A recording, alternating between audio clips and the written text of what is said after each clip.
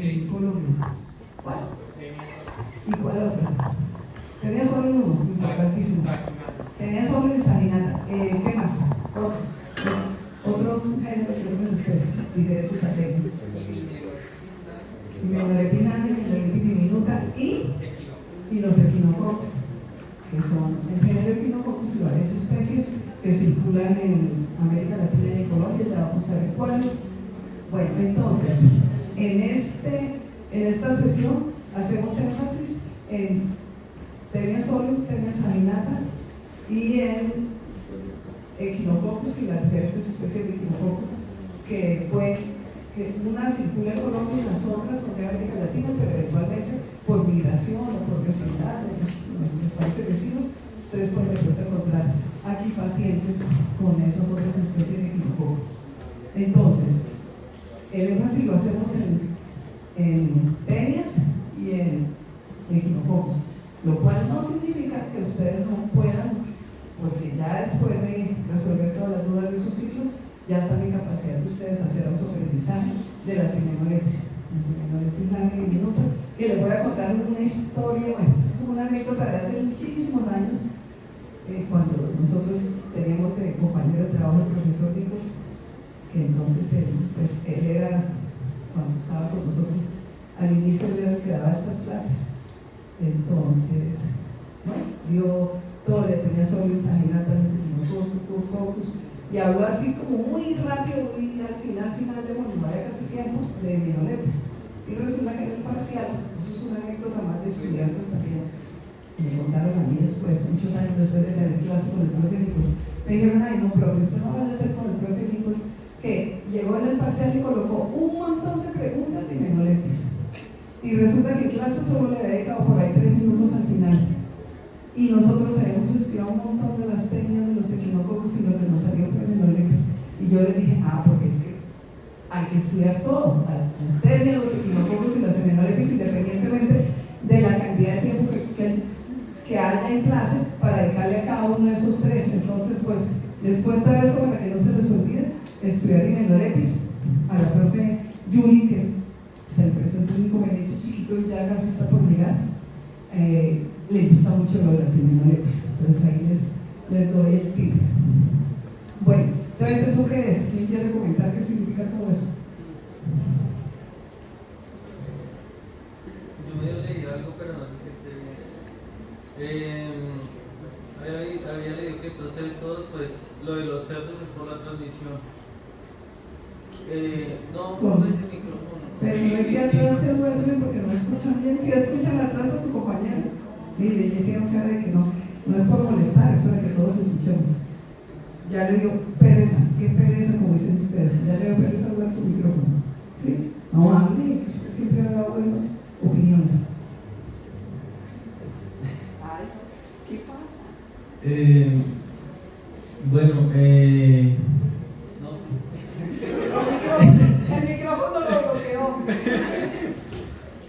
Pues es básicamente lo inicial que veo es por lo del ciclo de vida de como tal de los cestos, en general de lo que vamos a ver hoy, de la tenia y eso, que principalmente pues tiene, el ciclo sí es un poco complejo y tiene unos periodos intermediarios y un periodo definitivo como tal, y lo de los cerdos es porque nosotros nos infectamos al ingerir como tal esos parásitos por los cerdos porque hacen parte del ciclo de transmisión, en donde sí, son infectados por, si no estoy mal, huevos que pues... Bien, perfecto. Bien, gracias. Bueno, entonces, ahí es, en esa primera diapositiva ustedes encuentran imágenes de hospederos definitivos y de hospederos intermediarios. Básicamente lo que está ahí es de teniasis, o ya sea tenia solium o tenia saginata. Entonces, vamos a empezar. Entonces, humano, hospedero definitivo, es el único, que quede claro, es el único hospedero definitivo de tenia solium y tenia saginata. Nunca ustedes van a encontrar un animal como hospedero definitivo, ni de tenia solium ni de tenia saginata. El único hospedero definitivo de tenia solium ni de tenia saginata es el humano. Lo que pasa es que el humano, en algunos casos, que es específicamente en el caso de la tenia solium, no en algunos, no, en un solo caso que es el caso de la tenia solium, El humano también puede hacer el papel, además de que es el definitivo, también puede comportarse como superior intermediario. Y eso aplica para tenia sólido. Entonces, para tenia sólido, superior definitivo, humano, o superior intermediario, el principal es el cerdo, pero el humano es un superior intermediario también de tenia sólido en algunos casos. Cuando tiene una patología, que ya vamos a ver más adelante cuál es. Cerdos o superior intermediario de tenia sólido, ¿qué diferencia encuentran entre estos y estos? Las condiciones de tenencia. Aquí están haciendo una inspección de zoonosis. Entonces miren las condiciones, las pésimas condiciones en las que tienen a esos cerdos. Entonces están haciendo inspección de salud pública. Y aquí miren las malas condiciones, mientras aquí son los cerditos bien, criados bien, que son esos que uno come, de los cuales uno come sus productos y los compra en los supermercados, ricarrondos, cerú, todos esos. Aquí es un cerebro donde tienen los estadios larvarios de la tenia sólido, y cuando eso sucede, la patología que tiene el humano se llama cisticercosis. La patología que tienen los periodos intermediarios, sea el humano o sea el cerdo. Tanto el humano como el cerdo le da la patología por el estadio larvario de tenia sólido, y esa patología por el estadio larvario de tenia sólido, que también a la larva de tenia sólido se le llama cisticerco. La patología se llama cisticercosis y la enfermedad también se llama cisticercosis. Es un problema importante en salud pública en el mundo, América Latina y Colombia, que hoy viví. Ya les conté que era así un inconveniente chiquito. Este es el huevo, hasta ahora estamos en la primera.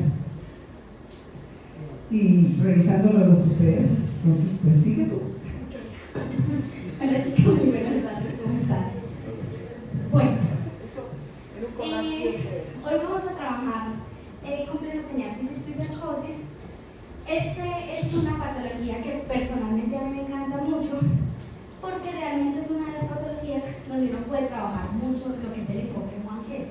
¿Sí? O sea, hay un componente ambiental importante, hay un componente desde la medicina veterinaria importante, hay un componente desde la medicina humana, y realmente si uno no hace intervenciones que estén en cada uno de esos actores, pues realmente no vamos a hacer nada. Y también es muy importante que nosotros, que tal vez en algún momento vamos a estar en una posición de tomadores de decisiones, pues que tengamos muy claro cuáles son los efectos que esto tiene para poder tomar las mejores medidas. Por ejemplo, uno dice, ¿cuál es la mejor medida sabiendo que el marranito es el que va a estar causando el problema? Pues uno diría, coge y mate al marrano. ¿Sí? Así como que decimos, matemos los mosquitos, matemos los ratones, matemos. No, listo, esa no va a ser la solución. Porque si la solución fuera eso, pues a quien habría que eliminar es a quien transmite los huevos. O sea, el que está contaminando la fuente hídrica. ¿Y quiénes son? Nosotros. Entonces eliminemos a los humanos, matemos a todos los humanos y se acaba el problema, ¿cierto? Pero esa no va a ser la solución. Y pues no estaríamos estudiando medicina para eso.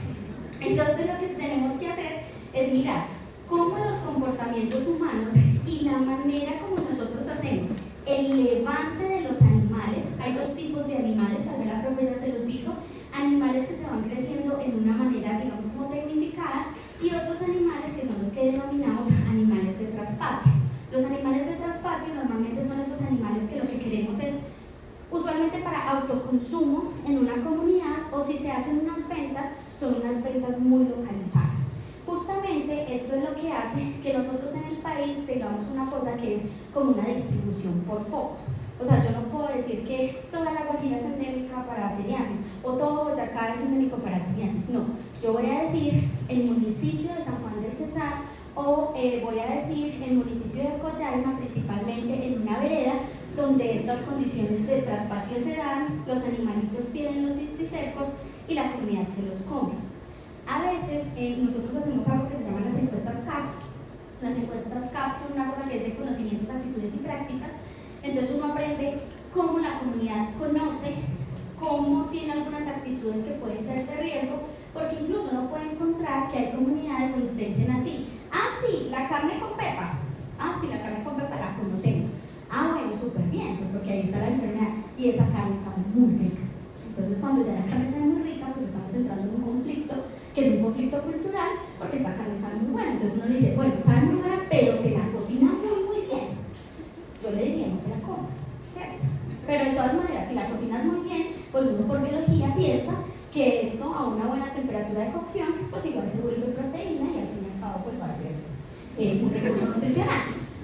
Pero si yo me la como 3/4, pues yo sé que justamente la biología del parásito permite que si esto está viable, mis líquidos del estómago lo único que van a hacer es reblandecer esa pared, y después de reblandecer esa pared, este embrión que va a salir de aquí, el escoles que va a salir de aquí, de este cisticerco, se va a fijar al intestino y va a crecer ahí la estructura como tal del adulto. Entonces, pues digamos que todo depende. Por supuesto que se supone que hay una vigilancia.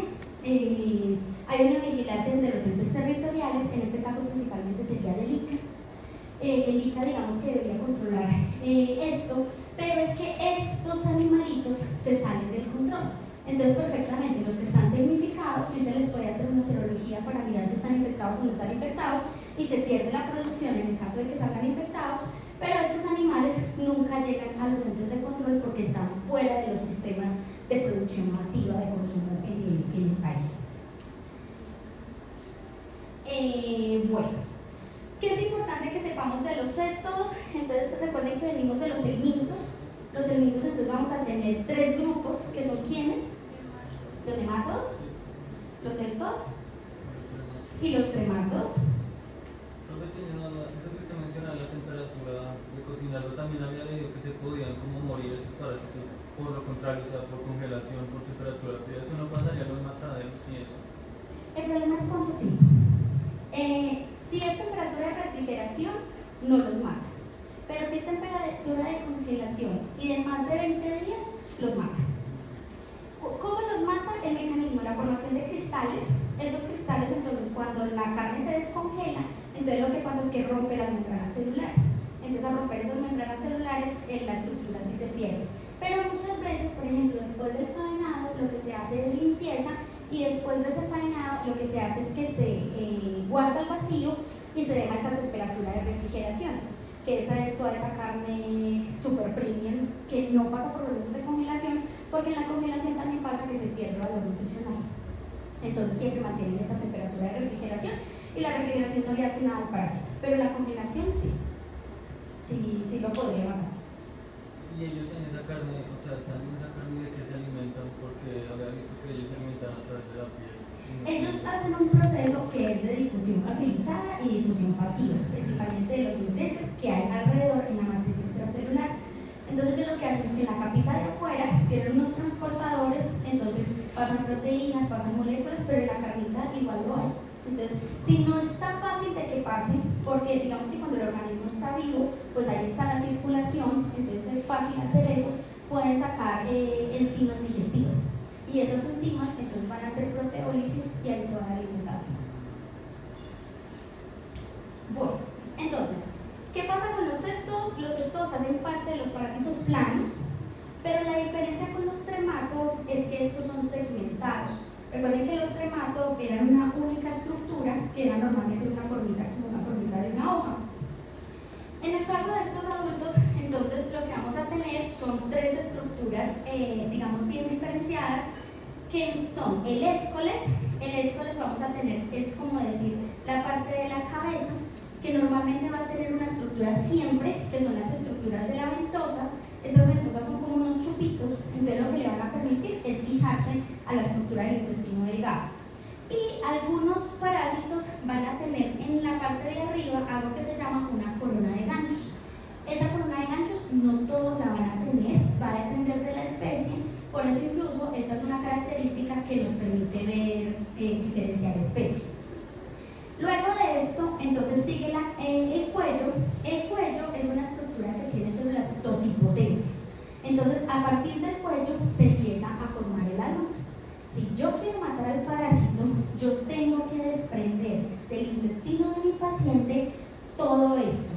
Porque si no lo descabezo y solo le quito un pedazo de esto, algo mecánico o abrasivo, que es lo que a veces hace el copito cuando estamos sequitos, pues rompe el parásito por ahí y esto sale en las heces, y el paciente llega a veces con eso a la consulta, pero no pasa nada. Si yo no suelto esto, pues el parásito no se muere.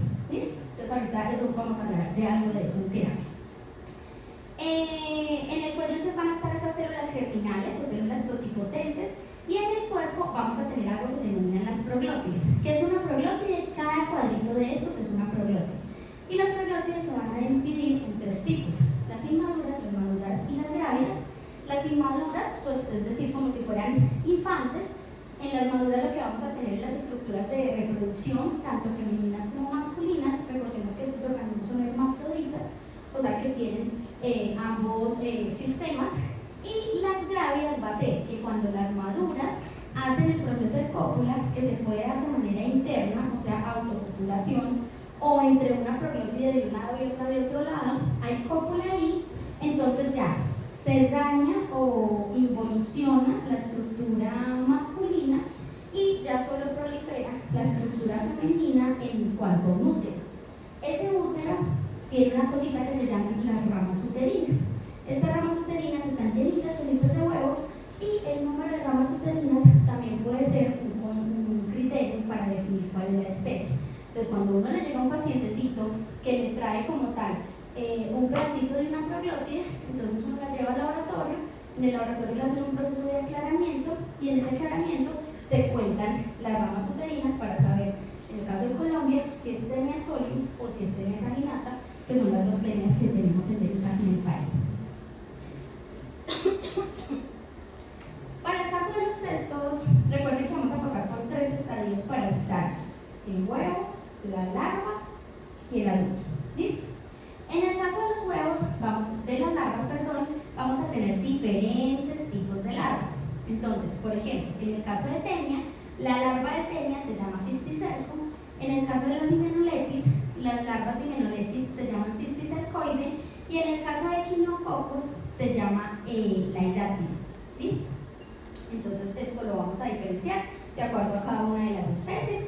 Estas son otras que realmente no infectan a humanos, pero son otro tipo de larvas que hay en cestos, pero no las hablamos principalmente porque no van en humanos. ¿Cuáles son los cestos de importancia clínica? Entonces vamos a tener a Tenia, a Hymenoleucas y a Echinococos. Estos son los huevos de cada una de esas especies. ¿Qué es importante? Esos huevos son eliminados en la materia fecal y ya están maduros, ¿sí? O sea, no tengo que ser como los geoelmitos, o algunos protozoos, que tengo que caer a la tierra y tengo que esperar y tengo que madurar. No, todos los cestos son infecciosos inmediatamente. Entonces pueden haber procesos de autoinfección. Entonces aquí, por ejemplo, el lavado de manos es muy importante, porque yo puedo tener contaminación directa perfectamente. ¿Qué va a haber dentro de los huevos de los cestos? Va a haber algo que se llama el embrión hexacanto, y acá adentro, en este se ve muy bonita, hay 3 pares de ganchos. Esos 3 pares de ganchos van a ser súper importantes porque de manera mecánica te van a ayudar al parásito a pegarse o a sujetarse del tejido blanco que sea de acuerdo a la especie. Vamos a hablar entonces primero del complejo teniasis cisticercosis. ¿Cuál es la definición de teniasis? Teniasis es entonces la patología porque yo tenga el adulto. Si yo tengo un intestino en adulto, la forma que yo elimino y en la cual me hacen el diagnóstico es ¿cuál? Los huevos, exactamente. Entonces, quien tiene teniasis es el que elimina huevos porque tiene el adulto y es el que está haciendo la contaminación ambiental. ¿Listo? Y estas, ¿cuáles son las especies que tenemos? Tenia saginata, Tenia solium y Tenia asiática. En el contexto de Colombia, teóricamente solo tenemos Tenia saginata y Tenia solium. De pronto en 8 días les cuento si tenemos de esta. Y cisticercosis es el que tiene la infección, pero por el estadio larvario. El estadio larvario, en el caso de teniasis solo por solium, porque las otras 2 especies no causan cisticercosis humana, vamos a tener los cisticercos usualmente en 3 ubicaciones anatómicas, que es a nivel de ojo, en tejido celular subcutáneo, y en cerebro, que es la que nos va a causar algo que se denomina la neurocisticercosis. Entonces, en el caso de la teniasis, los pacientes están eliminando huevos. En el caso de la cisticercosis, los pacientes no están eliminando absolutamente nada porque el parásito, el estadio larvario, está dentro de su tejido. Esto no le conviene al parásito, porque a nosotros nadie nos consume, ¿sí? Nosotros no somos un animal para que lo consuma otro animal, no hay cadena trófica, a no ser pues que haya algunos caníbales por ahí, no nos hayamos dado cuenta y puedan continuar el ciclo de vida. Pero en el caso de nosotros se dice que es un ciclo abortivo, pero de todas maneras tiene muchas consecuencias clínicas. Como solo es por Solium, cuando yo diagnostico un paciente con teniasis, pues existe una probabilidad de que sea Solium. O sea que es un riesgo gigante para mi comunidad. Entonces a mí me interesa saber la especie. ¿Cuál es la dificultad? Los huevitos de Taenia solium, Taenia saginata y Taenia asiática son igualitos. Entonces en el coproparasitológico directo lo único que te van a decir es: se observan huevos de Taenia STT. Ya usted como clínico podría hacer, digamos, algunas asociaciones ecoepidemiológicas. O sea, si yo lo asocio, por ejemplo, con el levante de animales, por ejemplo, de cerdos, o si lo asocio con una historia en la familia de convulsiones, o si lo asocio con una historia de epilepsia en la casa, entonces uno diría, posiblemente podría ser una Solium. Entonces ahí el tratamiento no me interesa solo que sea individualizado, ¿sí? Yo tengo que mirar cómo veo todo ese contexto epidemiológico para poder solucionar el problema en ese contexto. El adulto de Taenia, también llamada por la comunidad la solitaria. ¿Por qué se llama la solitaria? Porque las infecciones usualmente son monoinfecciones. O sea, usted solo tiene un adulto. Eso no tiene mucha lógica. Eso quiere decir que el parásito como tal emite una cantidad de señales para que cuando ya hay un parásito ahí, dice, la Taenia que venga, no mamita, acá no hay espacio, lo siento, yo ya llegué. ¿Listo? Este parásito puede crecer y está documentado para el caso de Solium, que puede llegar a medir de 5 a 6 metros más o menos, y para el caso de saginata puede llegar hasta 15 metros. Cada una de estas proglótides, recuerden que ellos tienen una estructura que se llama el tegumento. El tegumento es como si fuera un enterocito.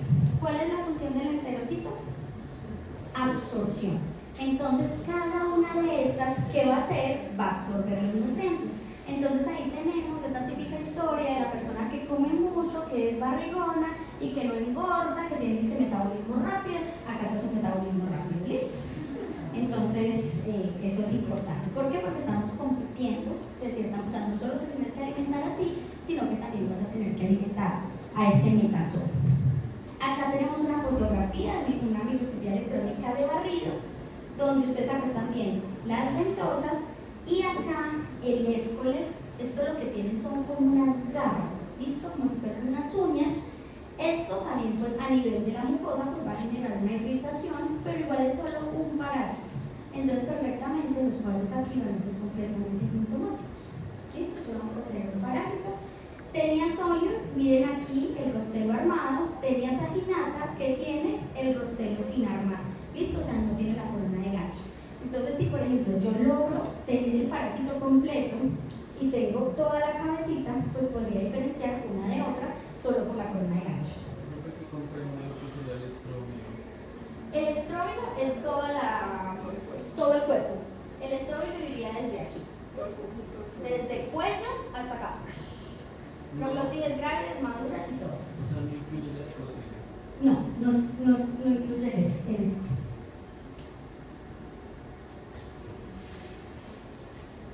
También lo podría diferenciar por las proglótides. Entonces, por ejemplo, miren aquí, la de Taenia saginata tiene múltiples ramas uterinas, mientras que la de Taenia solium se describe que tiene más o menos alrededor de 8 a unas 16 ramas uterinas. Entonces acá miren, ustedes le pueden hacer un proceso de aclarado y de coloración. Esto es una coloración, se me olvidó, pero ahorita me acuerdo y les digo cuál es la coloración que se utiliza. Y tiñen las ramas uterinas. Aquí esto es una Taenia saginata y esto es una Taenia solium. ¿Listo? ¿Por qué a mí me interesa saber la especie? Para determinar el riesgo de neurocisticercosis que puede tener una comunidad. Porque las estrategias de control van a ser diferentes dependiendo de la especie que yo tenga. El huevito, lo que les decía, es un huevo que es un huevo redondo que adentro tiene ¿qué? ¿Cómo se llama esto? ¿El embrión? ¿Cómo se llama el embrión? Cuéntale cuántos ganchitos salen. El embrión hexacanto. ¿Listo? El embrión hexacanto porque tiene 3 parcitos de ganchos y adicionalmente en la parte de afuera, miren que ella tiene como unas rayitas, ¿cierto? Entonces, al tener esas rayitas, la literatura lo describe como un disco de bicicleta. ¿Listo? Entonces, es un disco de bicicleta, ya ustedes se lo graban así. Estos son las larvas de Taenia solium. Prácticamente, ¿qué es? Es como una burbujita, y adentro, ¿qué le vamos a ver? Le vamos a ver algo que se llama el espoles invaginal. ¿Listo? Porque está por dentro. Cuando yo me como una carne con esto y esto llega a mi intestino, ¿qué hace ese cisticerco? Saca el espoles y lo pega, y a partir de ahí empiezan a crecer las proglótides. Siempre el ciclo va a ser enorme. Entonces, si yo consumo el huevo, desarrollo la enfermedad por el estadio larvario. Si yo me consumo la larva, desarrollo la enfermedad que tiene el estadio adulto. ¿Listo? Entonces, si yo me infecto con huevos, voy a desarrollar una cisticercosis. Si yo me como una carne de cerdo, el cisticerco, voy a desarrollar una teniasis. ¿Listo? Eso en el caso de Taenia solium.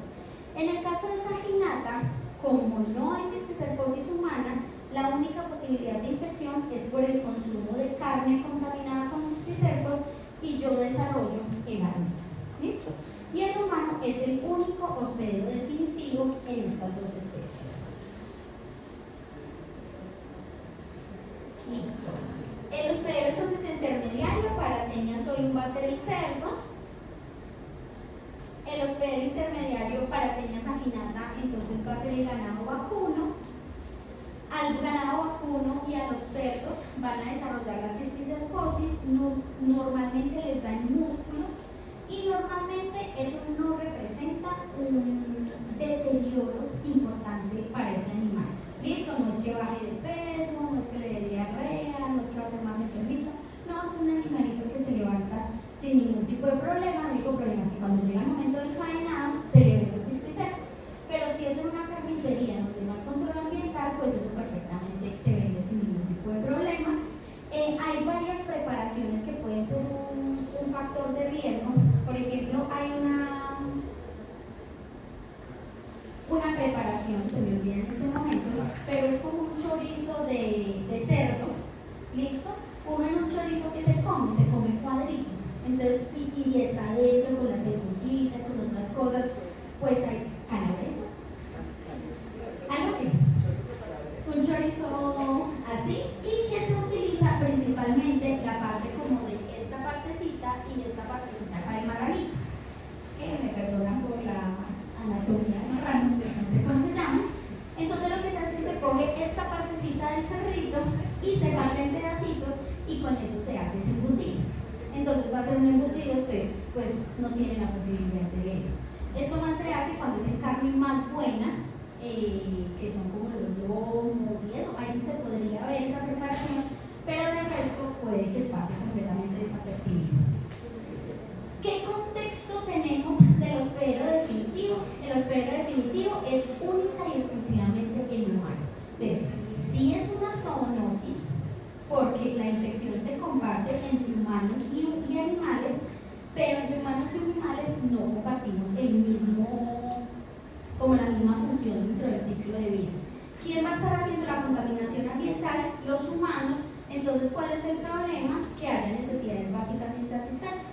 Entonces vamos a estar en lugares donde no vamos a tener alcantarillado, donde no vamos a tener acueducto. Entonces la transmisión se da principalmente por este tipo de problemáticas.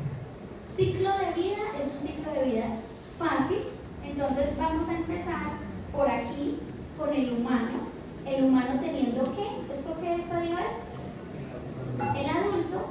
El adulto va a eliminar entonces huevos que salen. Cada una de esas proglótides tiene un porito, entonces los huevitos pueden salir por ese poro. Pero la proglótide grávida, a medida que va haciendo la proglótide final, ella se va soltando como del cuerpo del parásito. Entonces lo que pasa es que esa proglótide va bajando y se va, digamos, como dañando. Pero podría pasar que la proglótide salga entera. Y la proglótide tiene un sistema nervioso que es un sistema nervioso muy rudimentario, digamos que no se puede decir así como que es de los nematodos, que es súper elaborado, ¿no? Entonces esa proglótide se puede mover. Entonces lo que pasa es que la personita tiene urgenciecita, ¿sí? Y cuando va al bañito, entonces le salen unas cositas que ellos dicen que son como tallarines. ¿Sí? Entonces la próxima vez que usted coma tallarines, o sea, estos espaguetis planos y blancos, ¿sí? ¿Se imagina? Una tenia. Sí, una proglotidia de tenia, entonces eso te lo puede traer a veces el paciente y eso es súper bueno, no lo van a notar, eso lo mandan al laboratorio, porque ahí sí se puede hacer el diagnóstico de especie, ¿listo? Entonces puede salir o la proglótide o puede salir el huevo, o sea que ambas pueden ser el estadio diagnóstico. ¿Cuál es la más común? Por supuesto el huevo. A partir de aquí contaminamos el agua y al contaminar el agua, ¿quiénes se van a comer esto? Pues los animales de levante, el cerdo o la vaca ¿para cuál especie tiene? Saginata. ¿Y el cerdito? Parasolium, muy bien. Entonces aquí ya cuando yo me consumo este huevito, tiene el embrión hexacanto, sale la oncosfera entonces es completamente móvil, imagínense en una bolita con 6 ganchos así, y ella lo que va a hacer es penetrar el intestino, o sea, va a pasar la pared intestinal y se va a ir por torrente sanguíneo a buscar una ubicación anatómica que normalmente es tejido muscular. En humanos el tropismo bajo, ojo, tejido celular subcutáneo y adicionalmente el cerebro. Profe, ¿para dónde se van con más ganas? La respuesta es no hay, digamos, como un patrón y afortunadamente no lo hay, porque si no tendríamos, digamos, más neurocisticercosis o más cisticercosis ocular. No, eso parece ser, digamos, como muy aleatorio. Ya ahí, cuando llega tejido, lo que hace es que esa mucosfera deja de estar móvil y empieza a evolucionar, a generar un escoles hacia la parte de adentro y un recubrimiento hacia la parte de afuera, y esa es la estructura del cisticerco. Cuando yo ya me como alguno de estos dos animalitos, ¿qué pasa? Ese tejido entra por vía oral, en el estómago se reblandece la pared del cisticerco, y cuando llego al intestino delgado, saco ese escoles imaginado, me pego al tejido intestinal, y esa señal de pegarme es suficiente para que el cuello empiece a generar las proglótides inmaduras.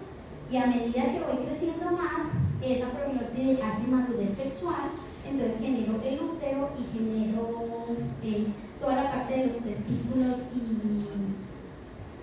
los ovarios y los conductos seminales.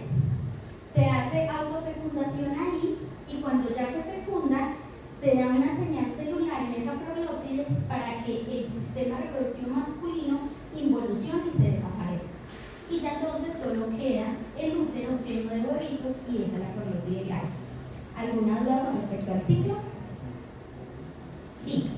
Ciclo normal. Condiciones que pueden pasar. En el caso de Taenia solium, yo no solo voy a tener la infección por la carne contaminada con cisticercos, sino que puede existir la posibilidad de que si yo consumo huevos, pues yo prácticamente hago la misma del cerdo. Entonces se me desarrolla, es el estadio larvario, y ese estadio larvario va a ir principalmente, bueno, no va a ir principalmente a ninguna parte, va a ir a ojo, a músculo, a tejido celular subcutáneo o a cerebro. ¿Cuál es la que nos preocupa más? La neurocisticercosis, y ahora desde el punto de vista clínico vamos a mirar cómo hacemos tanto el diagnóstico desde lo clínico como desde lo serológico. Una representación diferente del ciclo de vida. Sí.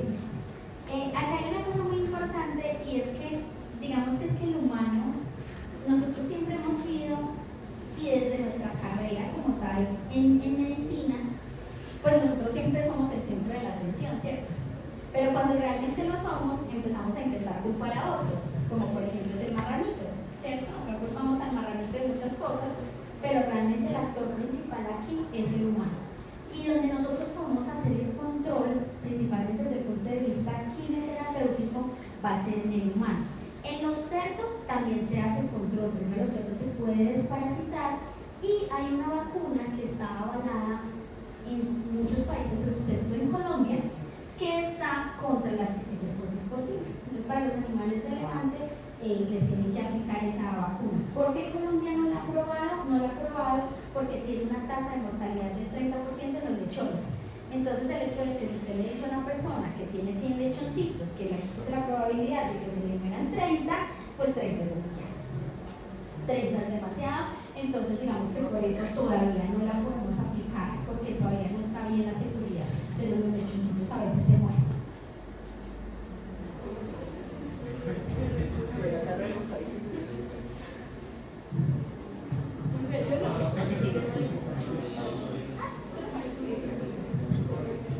Entonces seguimos,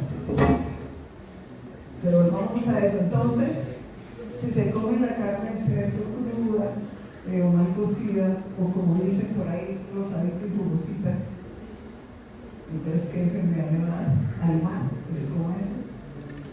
Si se come, esa carne está dentro de la larva, esa carne, esa larva está dentro de la carne, me equivoqué. Entonces, ahí es un dibujo. El estadio larvario que está en esa carne rosadita y jugosita. Entonces, si se come eso, el humano, ¿qué le va a dar al humano? ¿Qué enfermedad? ¿Teniasis de cuál? ¿De cuál especie? De la sola o de la sangre. Bueno, si él tenía solo, porque el dibujo es con el cerdo, entonces le va a dar teniasis de tenía solo. Pero si el dibujo con una vaca, le va a dar teniasis de tenía sanguinata, ¿cierto? Eso es solo para recordar.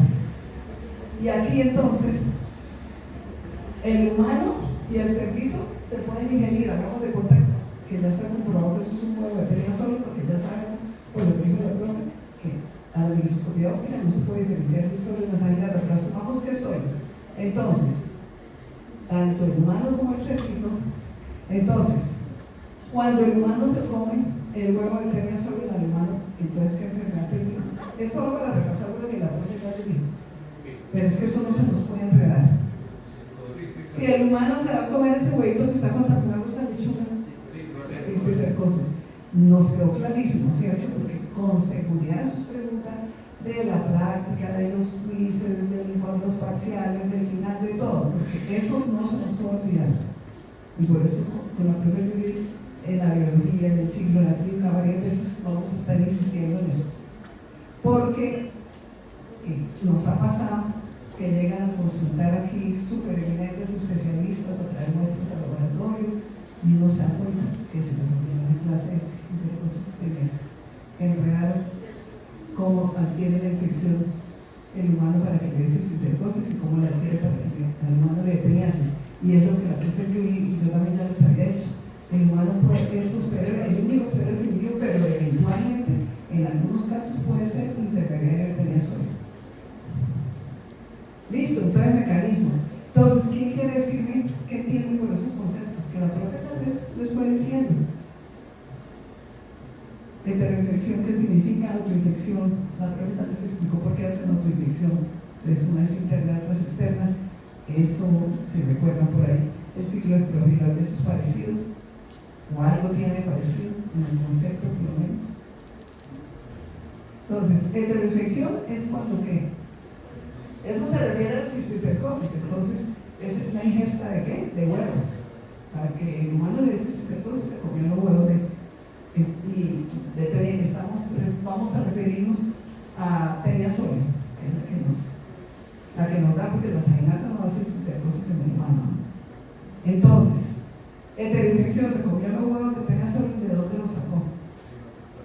De otra persona que los eliminó al ambiente, de un teniásico, que es el hospedero definitivo que los eliminó al ambiente, contaminó aguas, contaminó fruta, verduras de consumo directo, etcétera, etcétera. Autoinfección interna. Ya la profe les explicó por qué hacen autoinfección, pero entonces, ¿cuál es la diferencia entre interna y externa? Externa por la mano de las manos, de pronto puede entrar al baño y después por contacto con la boca, entonces esa autoinfección. Exacto. Externa, entonces, hay un ejemplo que eso fue publicado en la revista Salud Pública de México hace años, como en los años 80, y es manipulador de alimentos, que es lo que tú estás diciendo. Entonces, un manipulador de alimentos, una persona que trabaja como pues, en la cocina de un restaurante y que tiene teniasis de teniasol, pero ya no sabe que tiene teniasis de teniasol, no ha sido asintomática. Pero entonces resulta que prepara las ensaladas del restaurante, las lechuguitas, no las lava bien, tampoco se lava las manos, nada de esas cosas. baño, no se lavaba las manos después de ir al baño y que le quedaban en los deditos, en las uñitas, un poco de huevo que tenía sólido, asumiendo que tenía secada, tenía sólido. Y entonces prepararon la ensaladita y todo, un montón de comensales. ¿Qué pasó con los comensales? ¿Qué les pudo de pronto haber dado? Tiempo después, una cisticercosis. Cualquiera de las manifestaciones clínicas de cisticercosis. Mecanismo de... ¿Ese mecanismo cuál sería? El que les acabo de decir, porque es que ahí yo estoy mezclando cosas para ver si ustedes les quedó claro. Eso que les acabo de decir, ¿qué es? Heteroinfección, infección interna o externa. Porque él hizo la ensalada y se lo comieron otros. Eso es heteroinfección. Porque ella botó los huevos de ella, no se los comió ella misma, se los comieron otros. Pero si ella misma se comía esa ensalada, ¿eso qué sería? Autoinfección externa. Porque los huevos salieron, le quedaron en las uñitas, y los huevos salieron pues, por donde salen por las heces, no se lavaron las manos después de ir al baño, le quedaron las uñitas, y ella no sabía que la tenía, y se comió la ensalada que hizo, se la comieron los demás, pero también se la comió ella. Autoinfección externa, porque alcanzaron a salir al ambiente. Y autoinfección interna es un poco más complejo, y eso lo observaron en los muchos estudios que han hecho durante muchos años, cuando los humanos tenían problemas, por ejemplo, de reflujo gastroesofágico, de hernia yatal, de algo que hiciera que el contenido intestinal regresara al estómago, y entonces esos huevitos de PMSP volvían se volvían al estómago, y entonces ¿qué producían? Pues volvían a ser ingeridos y producían autoinfección interna que en los estudios en la epidemiología dicen que eso es raro, y bueno, eso lo han criticado, que sí existe, que no existe, pero generalmente para que haya autoinfección interna que tiene que tener la persona, tiene que ser un teniásico, ¿cierto? Porque si no, el teniásico es el único que produce los huevos, porque es el único hospedero definitivo. El teniásico es el que es hospedero definitivo del humano, y salen los huevos al ambiente o se devuelven en esas condiciones. Esos son en la reacción de casos clínicos, eso es lo que han encontrado, que tienen, por ejemplo, eso, reflujo gastroesofágico es como lo que más han asociado. Entonces los huevos se devuelven y vuelven a autoinfectar, autoinfección interna, porque no salieron al ambiente. ¿Y qué le dio? Le dio cisticercosis. Algunos de los cuadros clínicos de cisticercosis. Eso nos quedó claro, ¿cierto? Pero el más común, ¿cuál les parece? De todos esos mecanismos, de lo más importantes de salud pública. Heteroinfección y la autoinfección externa también por los manipuladores de alimentos. Pero la interna es como la menos llamativa, la menos importante salud pública. Eso es todo lo que la propia Julie ya les dijo, pero simplemente es para que ustedes lo revisen y porque nos gusta mostrar las imágenes, porque nuestro famosísimo profesor, uno de los famosísimos parasitólogos de Colombia, en varios en la Universidad de Antioquia, aquí en Bogotá tenemos al profe Corredor, el papá del profe Corredor que ya le dio clase, y él además era artista, pintaba en acuarelas, entonces él le encantaba hacer los ciclos en la parte ecológica, los parásitos, todos esos son imágenes de él. Entonces, todo eso ya se lo dijo la propia Julie para repasar. Y el profe Corredor, esos son las acuarelas que él hacía. Y él nos regaló esas imágenes para siempre. Él ya falleció, pero nos dejó eso. Médico. El problema acá cuál es: el humano defecando al aire libre y el marrano libre esperando que el humano se vaya para comerse ese manjar. Ahí está, mejor dicho, una imagen vale más que 1000 palabras, como dice el cuento. Ahí está, y al profe Corredor le encantaba eso. Y eso lo teníamos anteriormente en los famosos slides. Cuando las clases eran con los slides. Entonces, pero todo eso ya se lo dijo el profe Julie. Solo lo mostramos porque pues, para mostrarles. Y esas son imágenes que el profe fotografiaba en sus salidas de campo. Entonces, eso eran las ventas callejeras. Cuando uno va pues, viajando por tierra y para pues, en los paradores del camino, y entonces obviamente son carnes, como la que ya le dije, no hay control de zoonosis, no hay control de nada, están fuera del alcance del ICA, etcétera, etcétera. Y ahí se ve la carne de cerdo con los cisticercos, es todo sobre brillo, lo que la gente llama pepa, granizo, ¿cómo es que lo llaman en la sierra? Sapito. Sapito, hay un montón de nombres. En los diferentes lugares de Colombia se conoce. El profe Corrón nos había regalado una diapositiva de él y él había recolectado como más de 20 nombres, como la gente en las comunidades rurales de Colombia le decía al cisticerco. Yo me grabé pepa, granizo y ahora pues por la profe Yuri conocí lo de Sapito, una comunidad rural de la sierra donde ella trabaja. Mire, ahí está, en grande, hay un cisticerco gigante. Listo, todas estas son imágenes del profe o de las fotografías de las salidas de campo de él o las acuarelas de él, pero todo esto es solo para revisar, repasar lo que la profe Yuri ya les comentó. Entonces todo esto es lo que ya comentamos, pero bonito para repaso. Entonces lo de los manipuladores de alimentos es muy importante. Si van a hacer ustedes médicos laborales, medicina laboral o médicos de salud pública, o sea, se van a ir por el lado de la salud pública. Miren, y eso es demasiado importante. ¿Cuál es? También es pregunta parcial de quiz y de todo, del examen final y de todo. ¿Cuál es el principal factor de riesgo para que a un humano le dé cisticercosis? ¿Cuál es? Y la propia ya lo dijo también, ahí está. Pero que sea más próximo. O sea, que me impacte directamente a mí. Principal, hay varios, pero el principal factor de riesgo. No, la propia les dijo, ya les dijo al inicio. Pero si hay reflexiones por aquí. Eso es muy importante.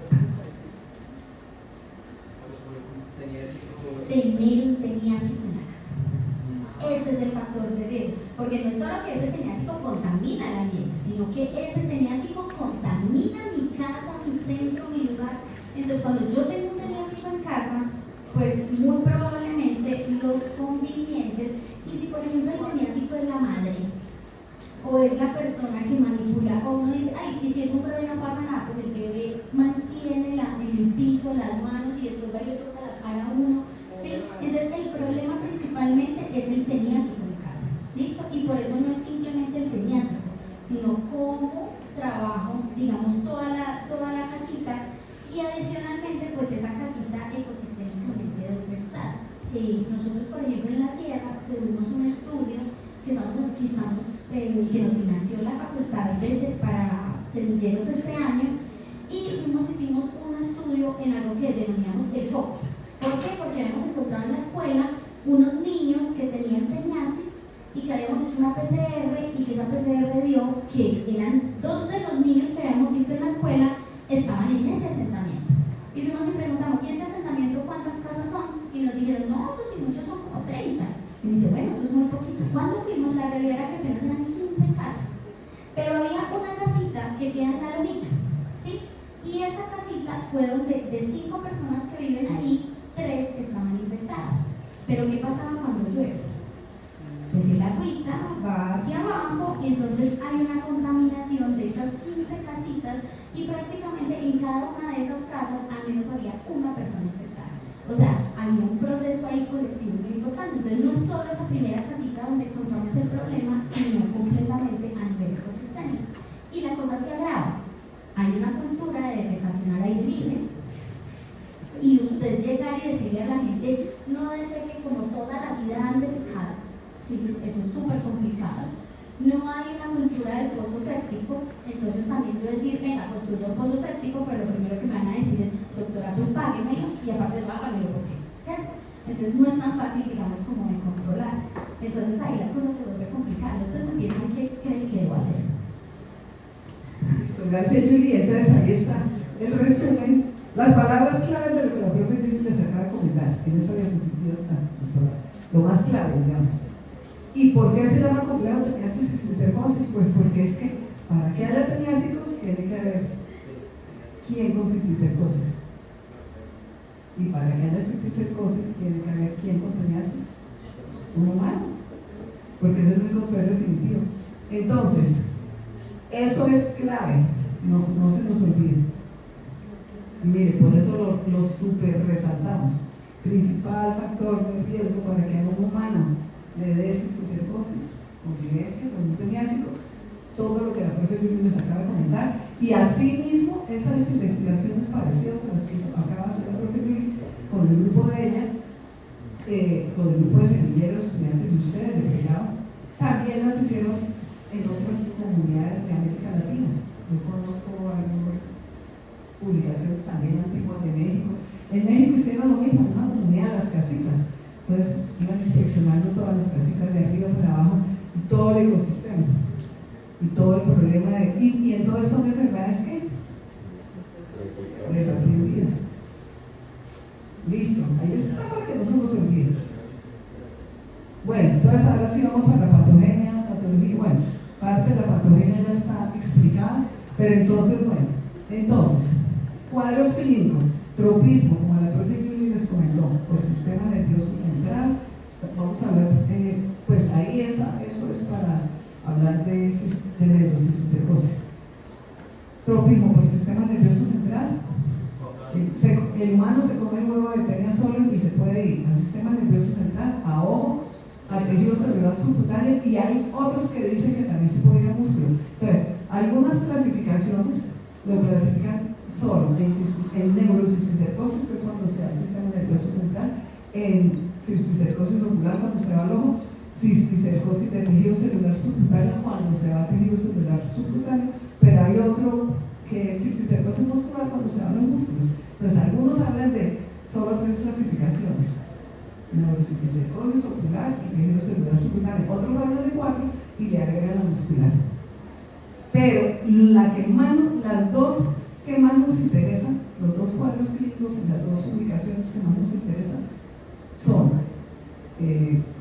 por la importancia pues, clínica en salud pública, son neurocisticercosis y cisticercosis ocular. Pues por la importancia que tienen, porque puede terminar en problemas graves para la visión. Entonces, entra el huevo,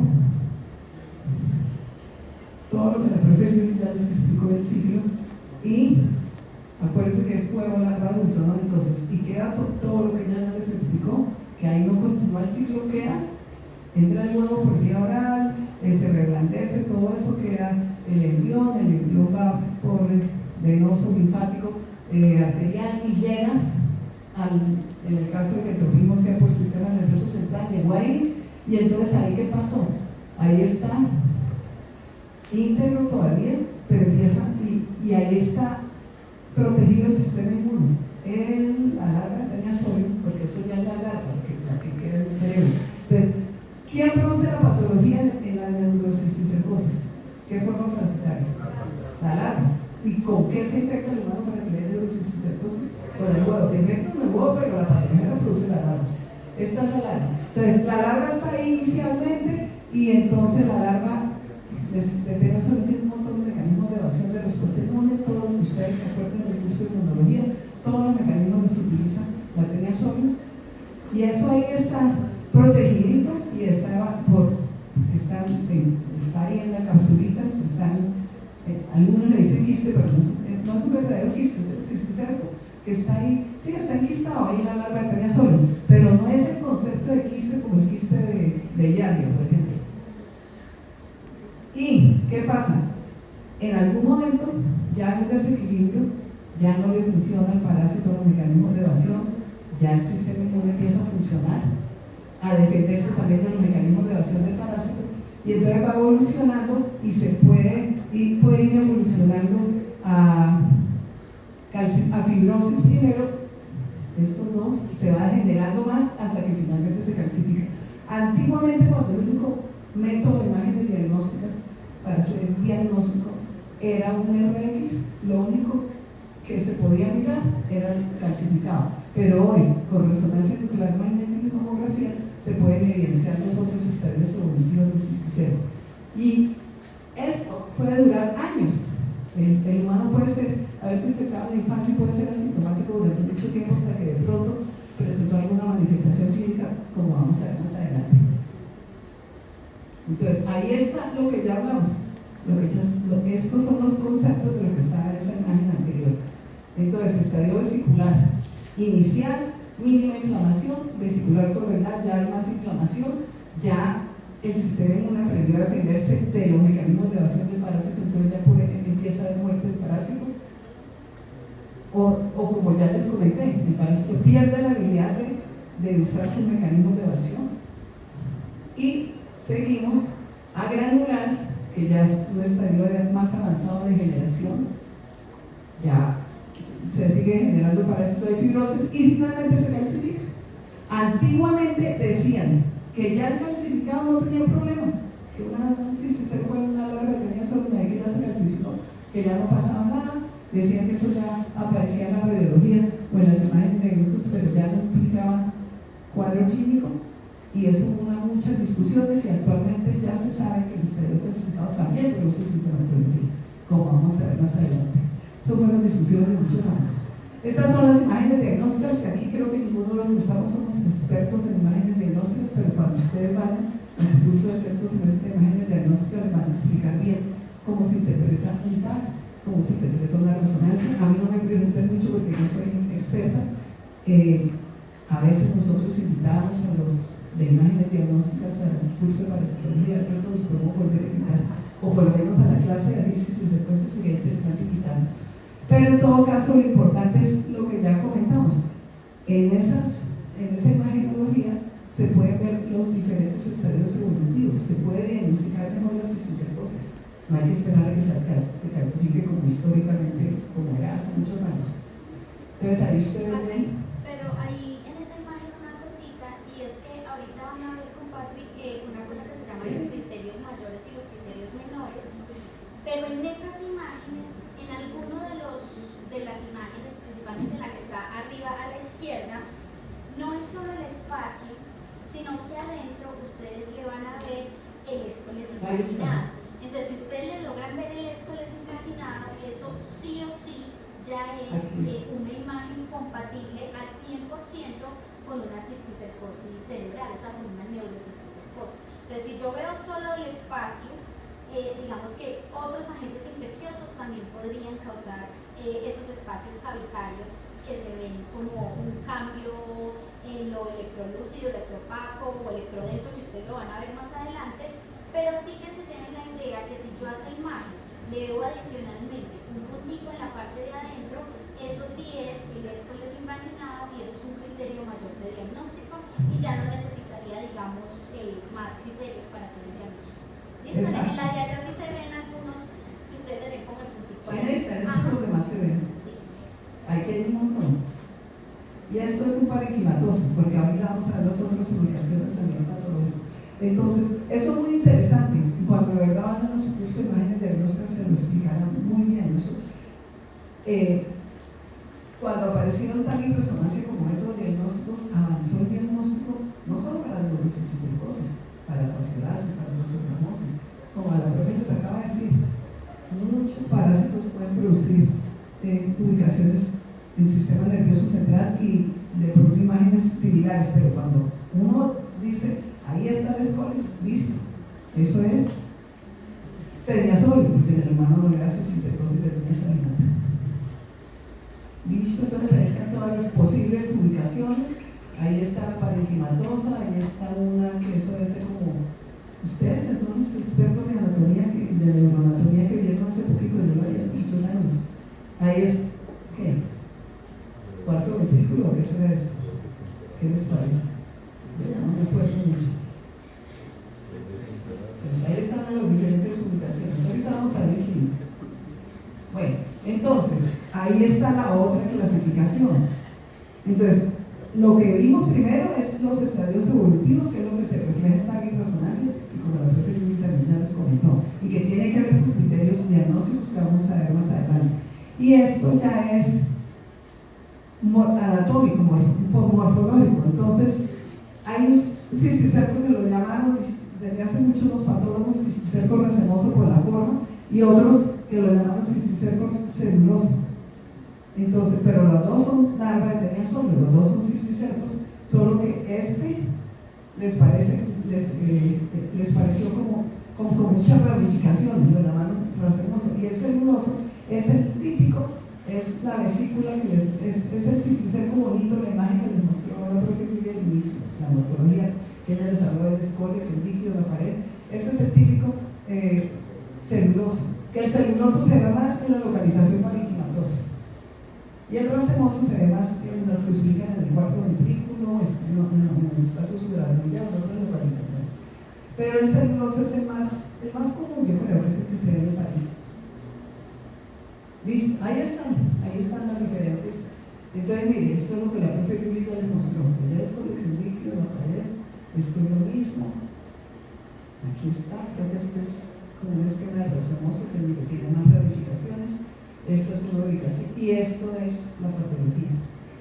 Entonces, hoy en día con la ayuda de la IA ustedes pueden crear y que la IA les bote imágenes más bonitas.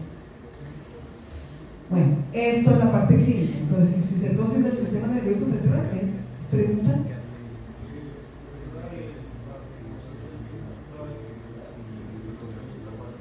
Al racemoso también he leído lo que le dicen intraventricular, pues porque las ubicaciones donde lo han encontrado más frecuentemente es cuarto ventrículo, espacio subaracnoideo. Sí, creo que es el mismo que le dicen intraventricular. Pero eso es asociaciones, pero puede salirse de lo que se asocia normalmente o de lo común. De pronto se puede encontrar en otro lugar. En la médula también se han encontrado, creo que en algunos casos clínicos que he revisado también han encontrado racemosos, pero estos son cuadros clínicos más raros, ¿ya? Bueno, entonces, el sistema nervioso central, ¿cómo se llama? Pues neurocisticercosis, ¿cierto?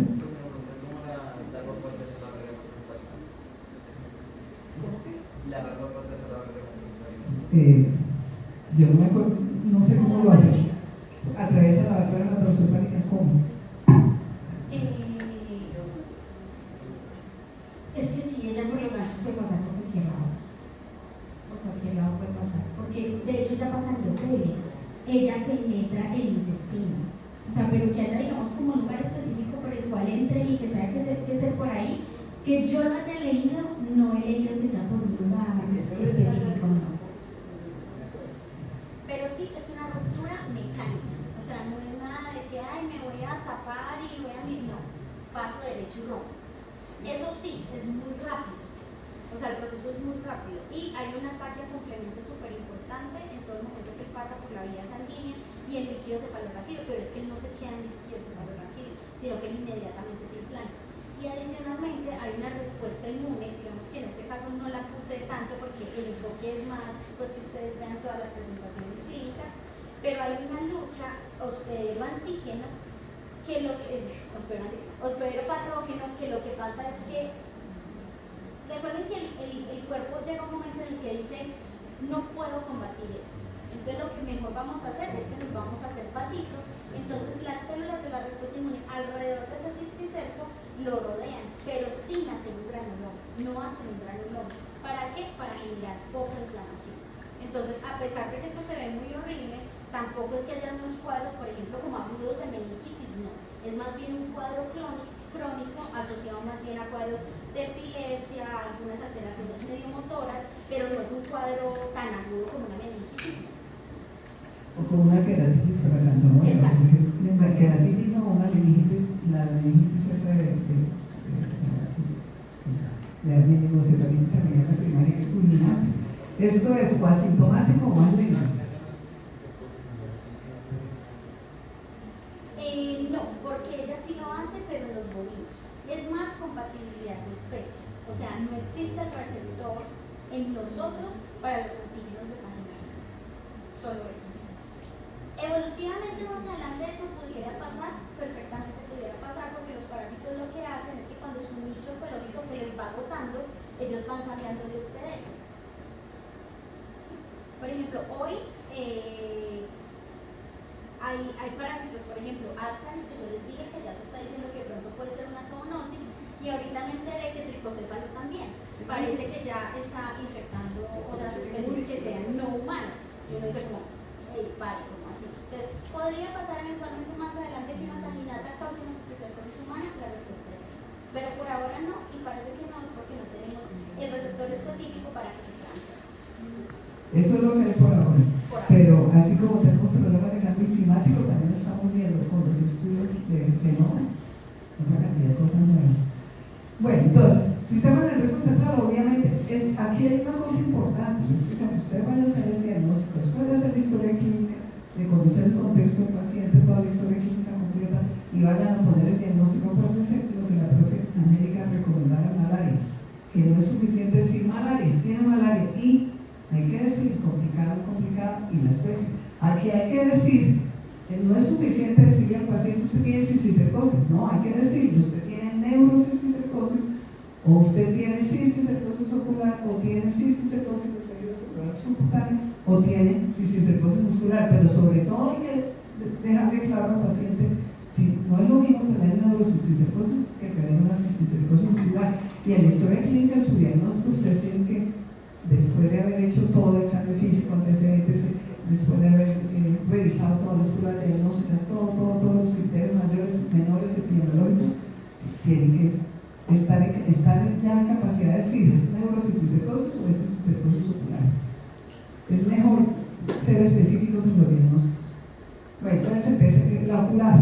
Entonces ahí están las localizaciones, el cisticerco se puede ver en un fondo, cuando le hagan fondo de ojo, cuando aprendan a hacer fondo de ojo en semiología. El cisticerco se ve moviendo, se puede ser único o múltiple, puede causar múltiples alteraciones visuales. Ahí están las localizaciones muscular subcutánea. La muscular, cuando yo busco casos clínicos, aparece en el músculo de la lengua, entonces ahí se ve el cisticerco en el músculo de la lengua. Y si ustedes estuvieran estudiando odontología, pues de pronto serían los que con alguna frecuencia pudieran encontrar eso en casos clínicos. Ahí están,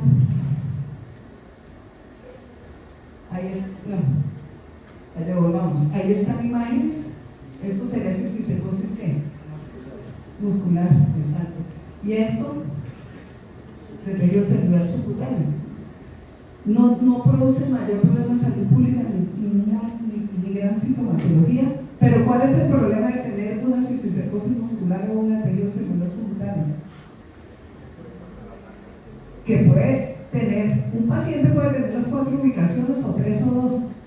Un paciente, a veces el paciente que tiene neurocisticercosis también tiene cisticercosis ocular, o el que tiene cisticercosis ocular también de pronto tiene cisticercosis del tejido celular subcutáneo. Entonces, ¿eso qué significa cuando usted le hace el examen físico al paciente? Pues que tiene que buscar bien todas las posibles ubicaciones del cisticerco, hacer el examen físico completo para buscar la posibilidad de tejido celular subcutáneo. Eso le tiene que hacer un montón de diagnósticos diferenciales de lo que han visto en microbiología o de lo que han visto en parasitología, que se les ocurre que podría hacer esto. Ahí sabemos que es una cisticercosis de tejido celular subcutáneo, pero podría ser un montón de cosas, como por ejemplo, un ejemplo de lo que han visto en micro o en parásitos. Lo que se les ocurre primero.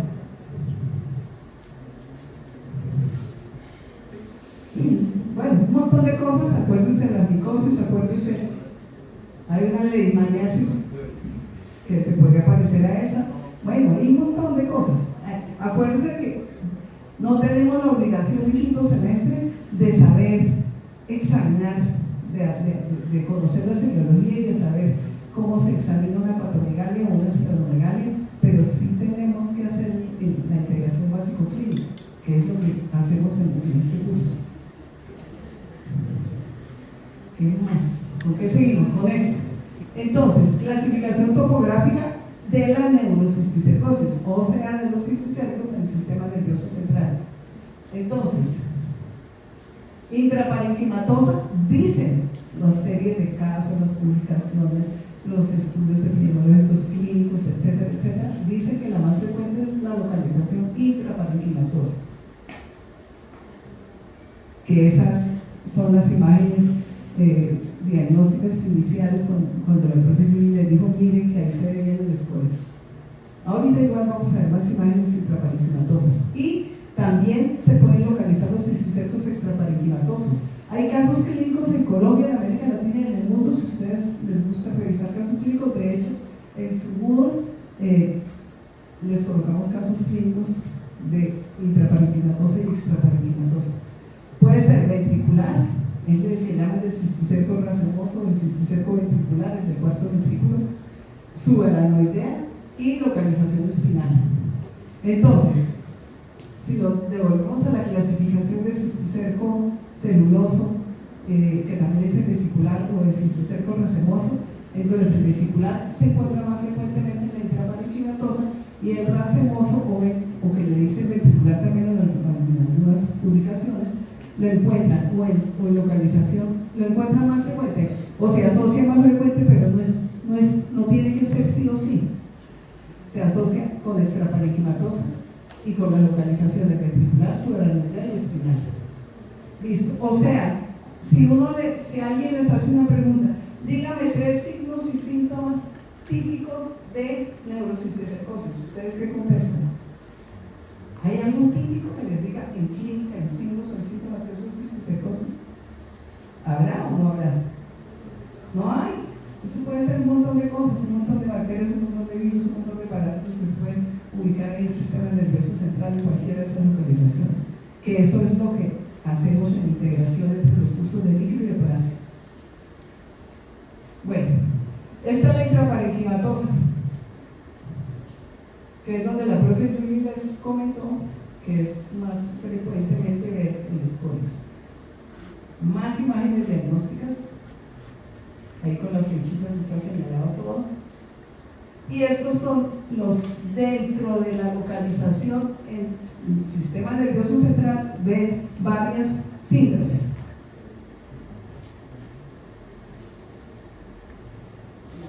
Tranquila. No te puedes salir de tus fallas. Pregunta.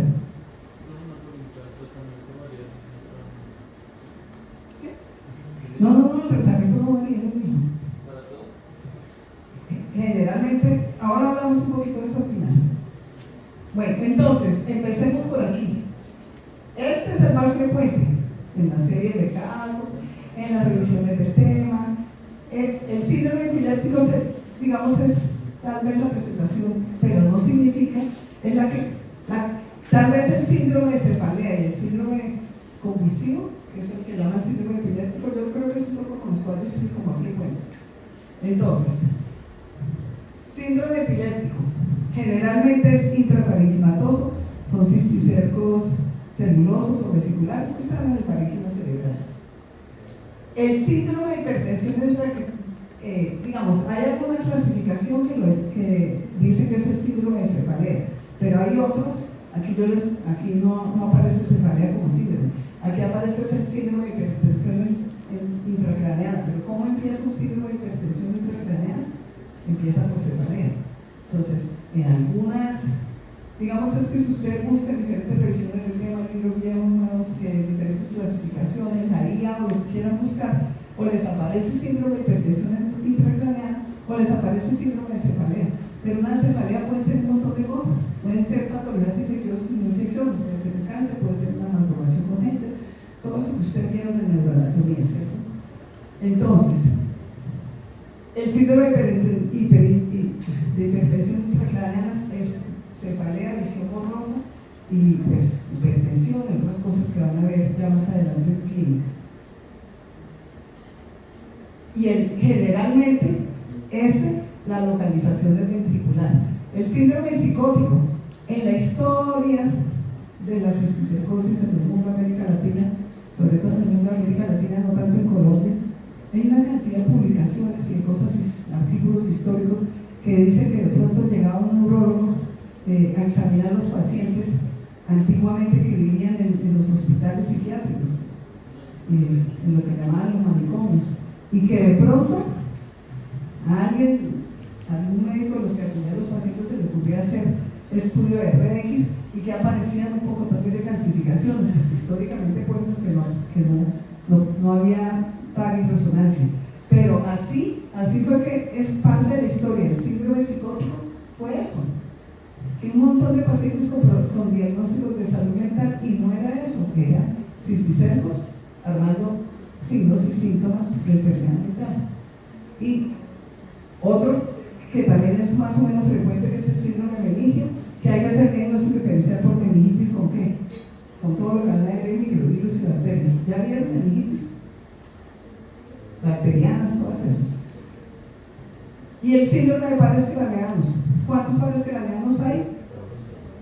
¿Cuáles son?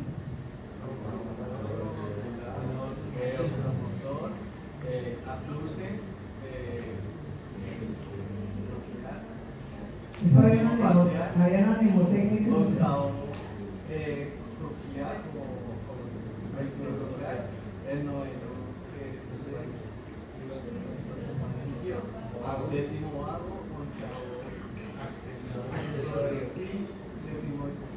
Listo, entonces repasen la neuroanatomía. Y el cisticerco se puede ubicar en cualquiera de esos pares craneanos. Ahí hay 3 ejemplos de pares craneanos. Y el síntoma y el signo de qué dependen de dónde se metió el cisticerco, en cuál de esos pares craneanos. Entonces, vuelvo y les digo, no hay nada típico ni patognomónico, ni que uno diga, si el paciente se queja de esto más esto y al examen físico le aparece esto más esto, eso es igual a neurocisticercosis. Miren la cantidad de cuadros clínicos, la cantidad de síndromes. Pues ahí está el medular. El medular hay que hacer neurocisticercosis, por ejemplo, con un cáncer de médula, con esclerosis múltiple, no sé, con un montón de cosas, con patologías infecciosas y no infecciosas, masas en médula, etcétera, etcétera. Y fuera de eso hay otros, otros es todo lo que no se les ocurre que esté incluido acá. Por ejemplo, ahí no habla de cefalea, entonces otros pueden hacer, pero resulta que cuando uno revisa casos clínicos, aparece con frecuencia, cuando se comprueba que es neurocisticercosis, aparece con frecuencia que el paciente se quejaba de cefalea, o si no, también en las discusiones y en las conclusiones ustedes pueden encontrar que los clínicos que hicieron la discusión de ese caso clínico, que muchas veces son publicadas por equipos entre médicos clínicos y médicos de ciencias básicas, los clínicos dicen, todo síndrome convulsivo en persona mayor de edad puede ser, y si además se le agrega factor de riesgo, si se agrega criterios de contexto epidemiológico, puede ser neurocisticercosis hasta que no se muestre lo contrario. Porque ustedes en pediatría van a aprender que el síndrome convulsivo febril, que es el de los niños, pero en un adulto con criterio epidemiológico, en un contexto de enfermedades desatendidas, que se queja de síndrome convulsivo, hay que pensar en neurocisticercosis, se puede pensar en neurocisticercosis hasta que no se muestre lo contrario. Lo mismo pasa con las cefaleas. Entonces, ¿hay alguna duda de clínica? Listo. Y pues eso es una clasificación que hicimos los profes de este curso, pues con base en revisión de literatura. De pronto ustedes hoy en día le preguntan, podemos hacer el ejercicio de decirle a la IA que nos haga para esto. Si lo hace igual o mejor, lo hará mejor seguramente. Bueno, ahí está la patología, que es lo que ustedes ven en patología en autopsias. Ahí está macro, los huequitos que dejan los cisticercos, cisticercosis ocular y todo lo que puede producir. Diagnóstico diferencial de lo que hemos visto hasta ahora en el curso. ¿Qué parásitos hasta ahora producen patología ocular? Toxoplasma gondii, el que nunca se le puede olvidar a uno. ¿Cuál otro? Toxocara canis cicatis, ¿cuál otro? Queratitis paracantamoidea, que produce obviamente patología ocular. Pero hay otro que es de hace poquito. Oncocercosis. Oncocerca volvus, que ya se eliminó desde el pero produce en otros lugares todavía patología ocular. ¿Se acuerdan? La imagen del psíquico con oncocercosis. Entonces, este era el que nos faltaba. Cisticercosis ocular por la larva de Peñasol.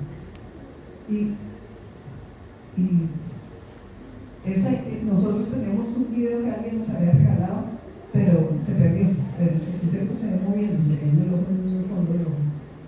Bueno, diagnóstico, la profe Luis se me voló un ratico a solucionar un problema administrativo, pero igual podemos conversar de diagnóstico y cuando ella llegue a aclarar algunas cositas. Antecedentes epidemiológicos es todo lo que hemos venido diciendo en el curso hasta ahora. En el curso no, en el curso en enfermedades desatendidas en el día de hoy. Porque las enfermedades desatendidas comparten todos los criterios de las enfermedades desatendidas, los determinantes socioeconómicos y ambientales y culturales. Solo que los culturales son diferentes para cada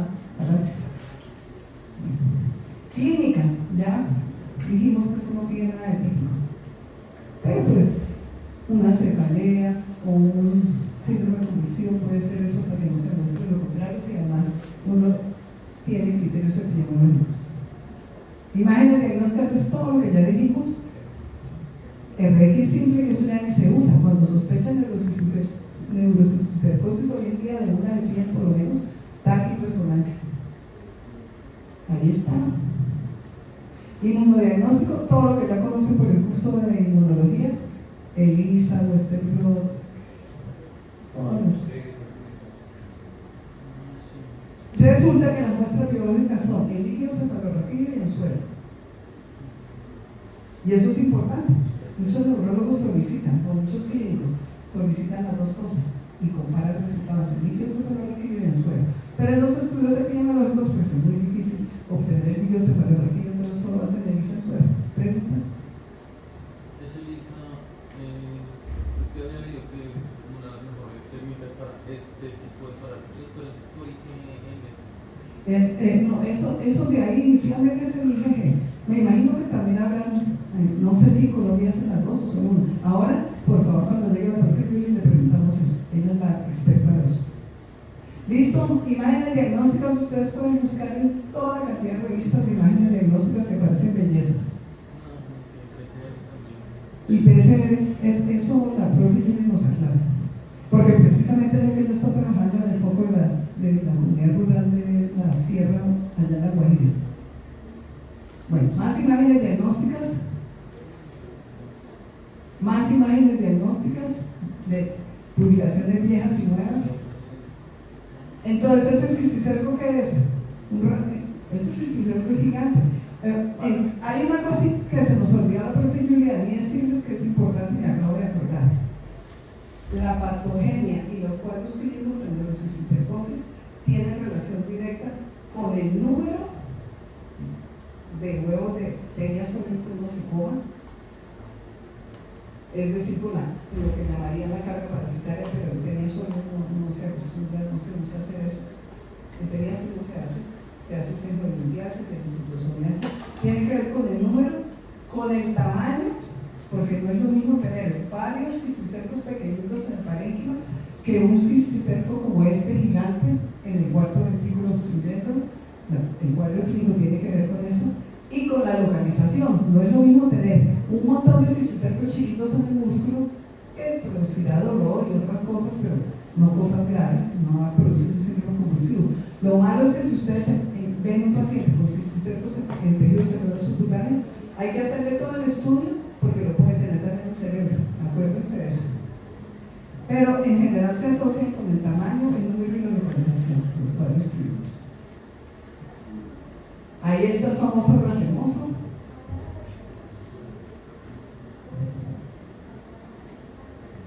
Bueno, y esto sí es pura memoria, lo tienen en su libro de Botero, ahí están las referencias, si quieren, esa es la primera referencia, digamos, eso fue un grupo de expertos en cisticercosis que se reunieron y definieron criterios mayores y menores epidemiológicos, y eso sí es memoria, tenemos sí o sí que aprendernos eso.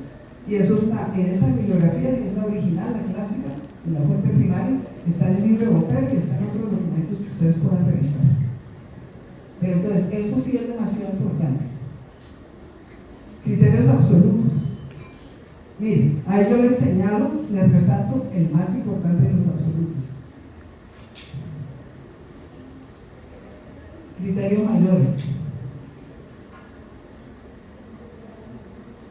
Criterios menores, o sea, eso está en el libro de Botero, les aseguro. O si no, en esa bibliografía. Criterios epidemiológicos son súper importantes. Entonces miren el criterio epidemiológico de los más importantes. Y este es importante también. Acuérdese, ahí está mal escrito, siempre se me olvida corregir. Acuérdese que las áreas no son las endémicas, la endémica es la enfermedad. Entonces, área geográfica donde cisticercosis es endémica. Julie, te tienen dos preguntas de diagnóstico, ya te las preguntan. Vamos sacando con los criterios y ya te las preguntan. Miren, esto es pura memoria, sí o sí tenemos que sabernos. Entonces, con todos esos criterios, agruparon el diagnóstico definitivo, diagnósticos de certeza, etc. Entonces, mira, ahí está. Entonces, volvamos a ver rápidamente los criterios, pero pues eso sí, toca aprenderlos. Y entonces aquí viene la pregunta para la profe Julie. Ahí, Julie. ¿Quién pregunta? Sí, ¿cuál tipo de ELISA, que la PCR, todo eso? Listo. Entonces, recuerden que esto es cisticercosis. ¿Listo? De cisticercosis, yo lo que tengo que estar seguro es que esté el cisticerco. Yo no le puedo coger y hacer una extracción de un cáncer cerebral al paciente, ¿cierto? Además, el riesgo de yo sacar eso también, liberación de antígenos, y podría, pues, digamos, embarrar peor al paciente. Entonces, hay dos opciones. Una ELISA tipo IgG anticisticerco. Ese, aunque no me confirma exactamente ese momento, sino que me habla del contacto, si hay clínica, imagen y una IgG anticisticerco, ya es suficiente, ¿listo? Y también hay otra prueba que es el Western blot. Ese Western blot lo que me va a permitir a mí es ver antígenos circulantes del parásito. Entonces, normalmente lo primero hace la IgG, confirma que hay anticuerpos, y después de eso lo que hace es un Western blot, y el Western blot va a ser una electroforesis donde yo voy a ver proteínas del parásito. Entonces ya están documentados unos pesos específicos, son más o menos unos 3 a 5, y si están esos indicadores en ese peso molecular específicamente, eso es un Western blot positivo para cisticercosis. Las ELISAs normalmente son una ELISA normalita, una ELISA conjugada con peroxidasa sin ninguna modificación estructural importante. La ELISA, después de que yo tengo contacto, más o menos como es una IgG, 2 semanas ya empieza a dar positivo. Y después de eso se sostiene en el tiempo y empieza a bajar cuando se clasifica. Listo, gracias, Lili. Solucionar las dudas de diagnóstico, listo. Entonces, volvamos a pasar rápidamente. ¿Cuál otra decía? ¿ELISA, Western blot y qué más? Es que PCR. Ah, bueno, PCR o para cisticercosis, eso es un error. Ahí me declaro culpable porque, bueno, sí lo podría hacer. ¿En qué caso lo podría hacer? Si yo le hago una biopsia, por ejemplo, digamos que mi paciente tenga cisticercosis subcutánea, que no afectaría para este pedacito de la diapositiva donde está, ¿sí? Yo saco ahí una biopsia y a partir de ese macerado de ese tejido con ese cisticerco podría hacer una PCR, ¿sí? Pero en la vida real, no. Yo cuando hago PCR puedo hacer PCR para diagnosticar teniasis. Pero teniasis que yo quiero saber si es cisticercosis, si es teniasólido específicamente, para determinar el riesgo. Pero eso en la clínica, de verdad, para diagnóstico no se hace. Eso lo hacemos más es como en cosas de investigación y para mirar epidemiología. Entonces, esa PCR de ahí me la tachan porque es un error, ¿sí? Es que siempre uno dice, tengo que corregir las diapositivas para... No, y yo reviso y meto cosas nuevas y quito. Se nos olvida, Yuri. O lo que pasa es que uno ya pasa por encima y ya ni ve el error.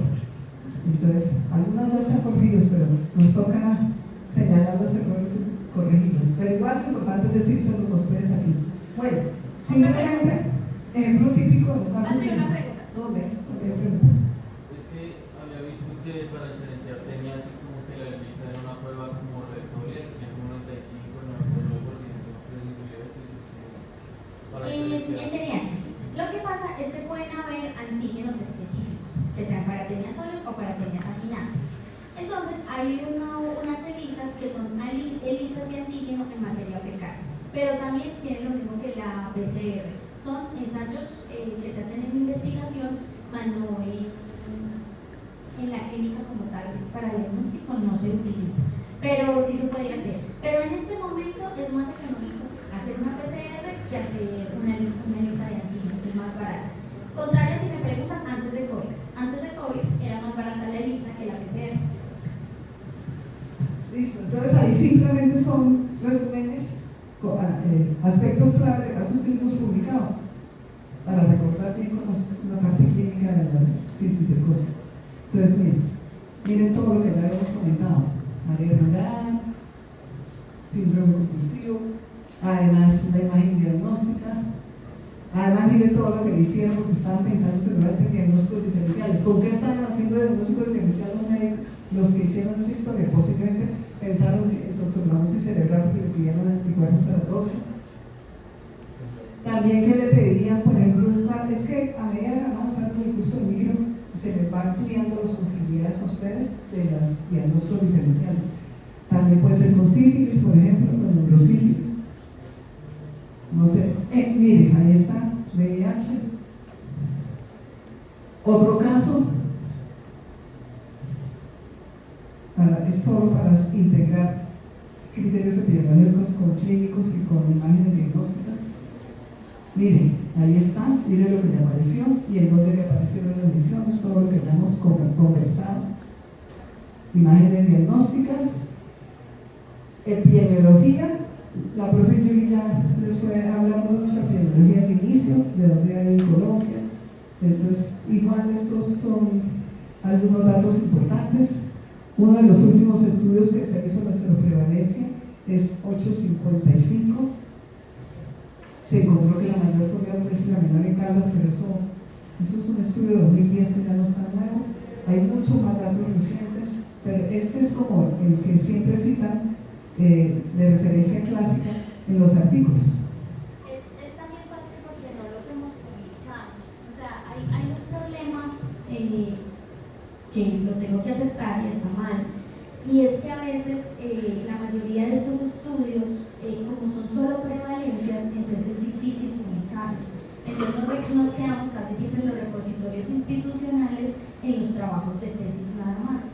Entonces, si uno se fuera a buscar en los repositorios institucionales, que la Universidad de Antioquia, que de la UIS, que de los Andes, que no sé qué, de pronto podríamos encontrar más datos. Pero estos datos se denominan literatura gris, y la literatura gris pues no existe mucho. Entonces, por eso también a veces tenemos este desfase en los tiempos.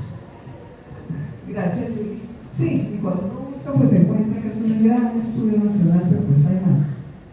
Pero igual, mire, todos los departamentos que participaron, y esto, lo más importante es todo lo que ya hemos venido comentando desde el inicio. Mire lo importante que son los factores culturales. Eso es importante a la hora de atender a los pacientes, si ustedes van a ser neurólogos o médicos familiares o saludistas. A nivel de mundo, América Latina y Colombia, cisticercosis es un problema de salud pública, específicamente la ubicación que mayormente es problema de salud pública en la neurocisticercosis. Ahí está todo. Control y eliminación, la profe ya ampliamente les explicó.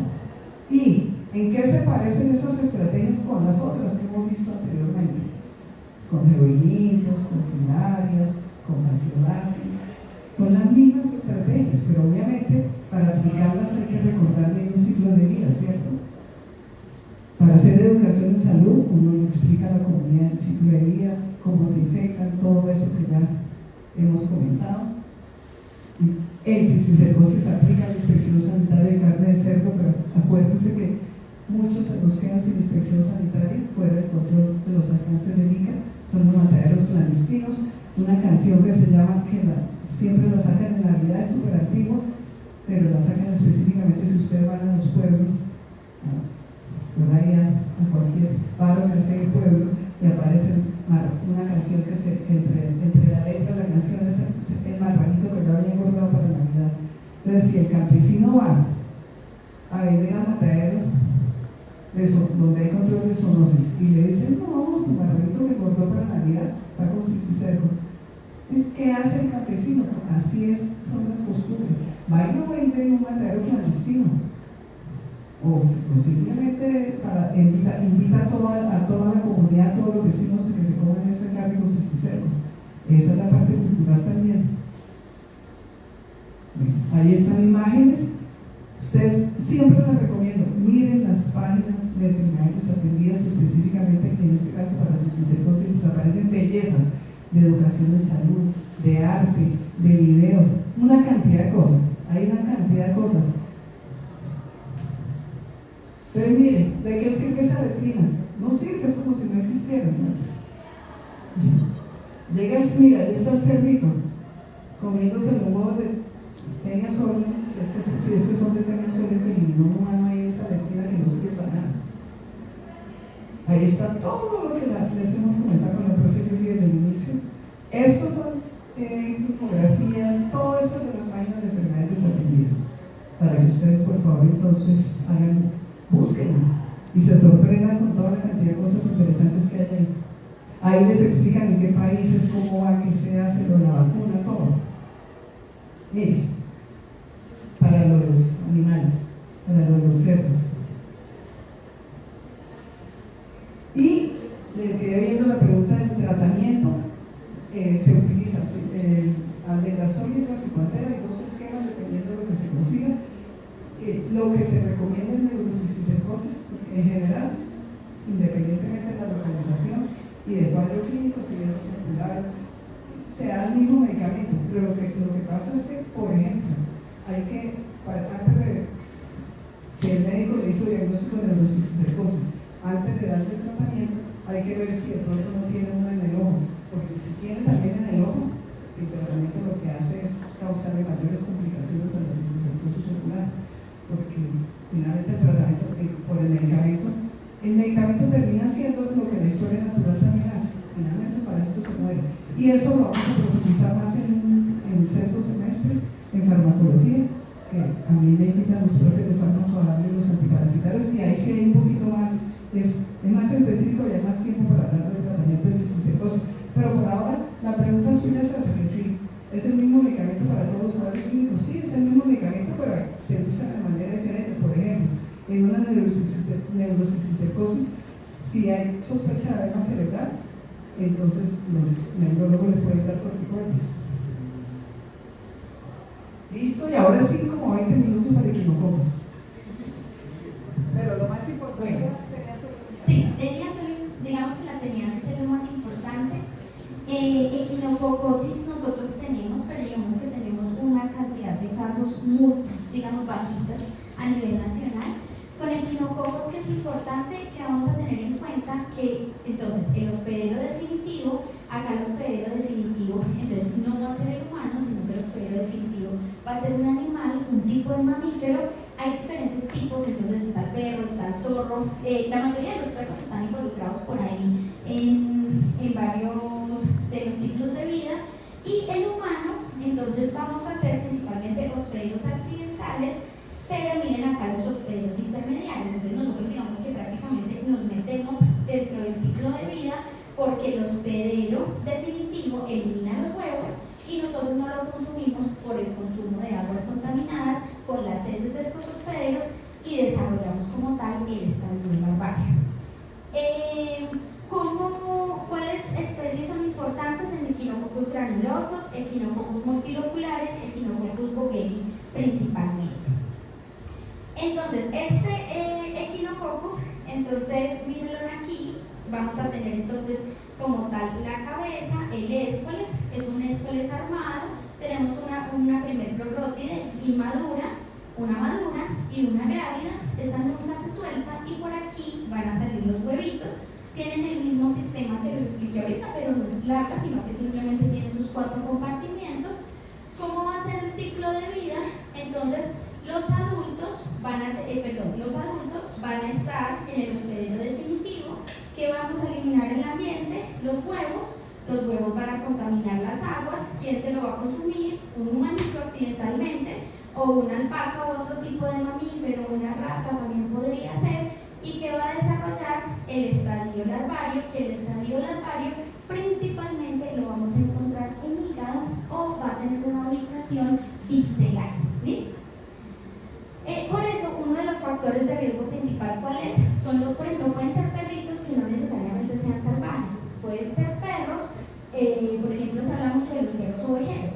Entonces, a los perros ovejeros, cuando se mata a la ovejita, ¿qué se le da para comer? Se le dan las vísceras. Entonces, en esa víscera va como tal el quistidatídico, que es la larva, y el perrito desarrolla como tal el adulto. La distribución de esto está principalmente en todo, bueno, no en todo, en mitad de Sudamérica, principalmente la parte de Brasil. Aquí, por ejemplo, nosotros tenemos esto, la vaca, la guagua que va a servir como hospedero intermediario. Nosotros, como ya les dije, somos un hospedero accidental. ¿Con qué nos vamos a infectar? Con el huevo. Y miren aquí cómo va a ser lo mismo que hacía Tenia. Saca la oncosfera, esa oncosfera va a penetrar la mucosa intestinal, se va a ir y va a generar en varios órganos, puede generar el quistidatídico, principalmente en hígado.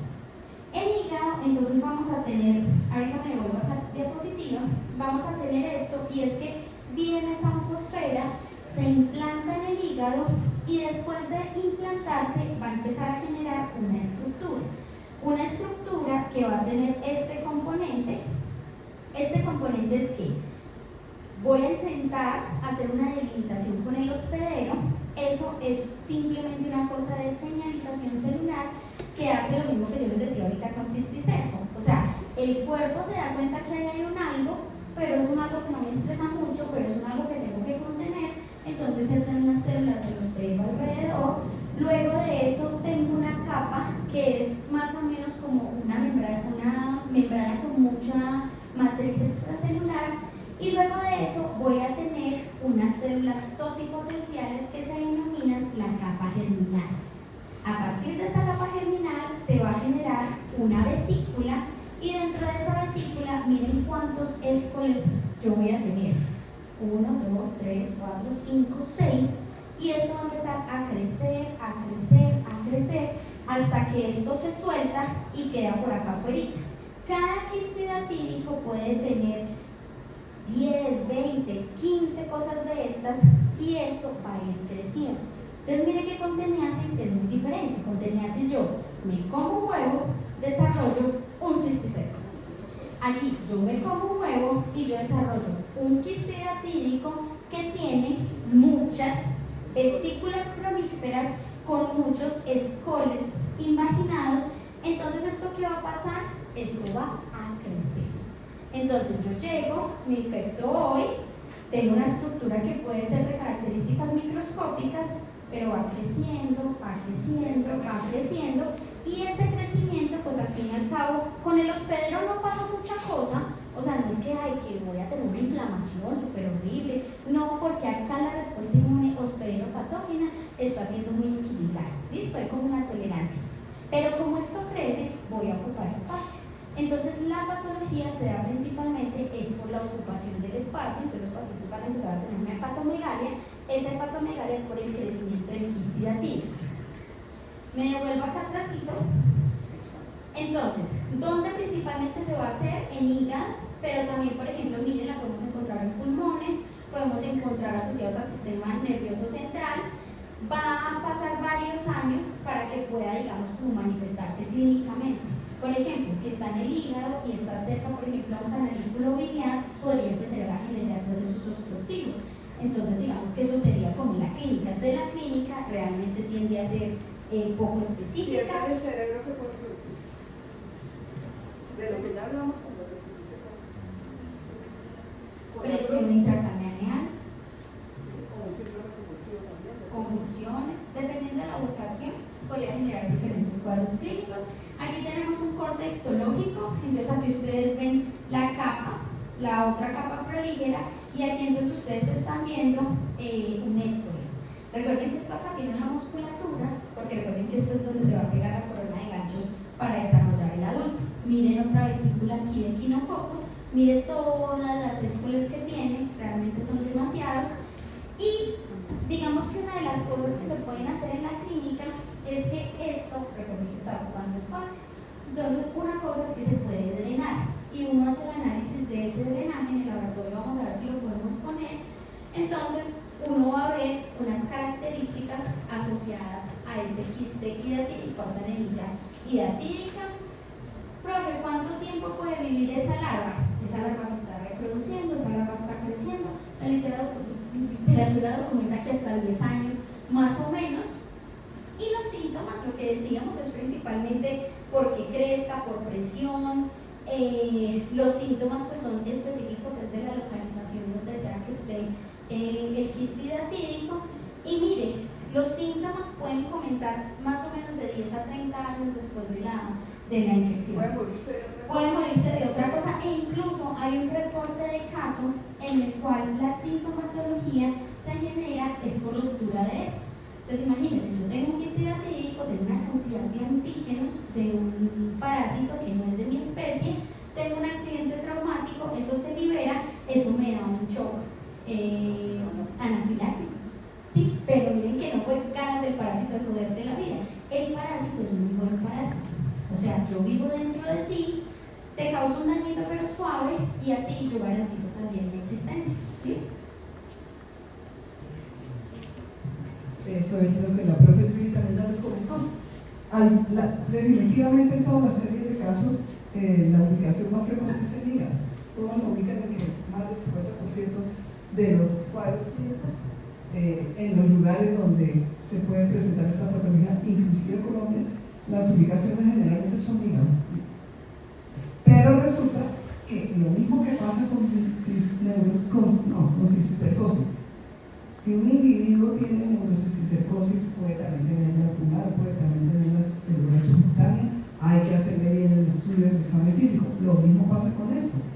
Hace poco, bueno, como en pandemia, como 2021, hay un caso clínico, ese no lo tengo aquí, pero creo que se lo mandé a su módulo, un caso clínico en el hospital militar de un área del sur del país, tenía todo el criterio epidemiológico, todo con los hospederos definitivos intermediarios que se asocian esta patología, y llegó al hospital militar aquí en Bogotá y tenía la larva, el Echinococos, el quiste hidratídico de Echinococus boheli, que es el importante en Colombia, o sea, la especie Echinococus boheli con la que se han asociado los casos colombianos, con la que hay transmisión. Aquí en Colombia es Echinococus boheli.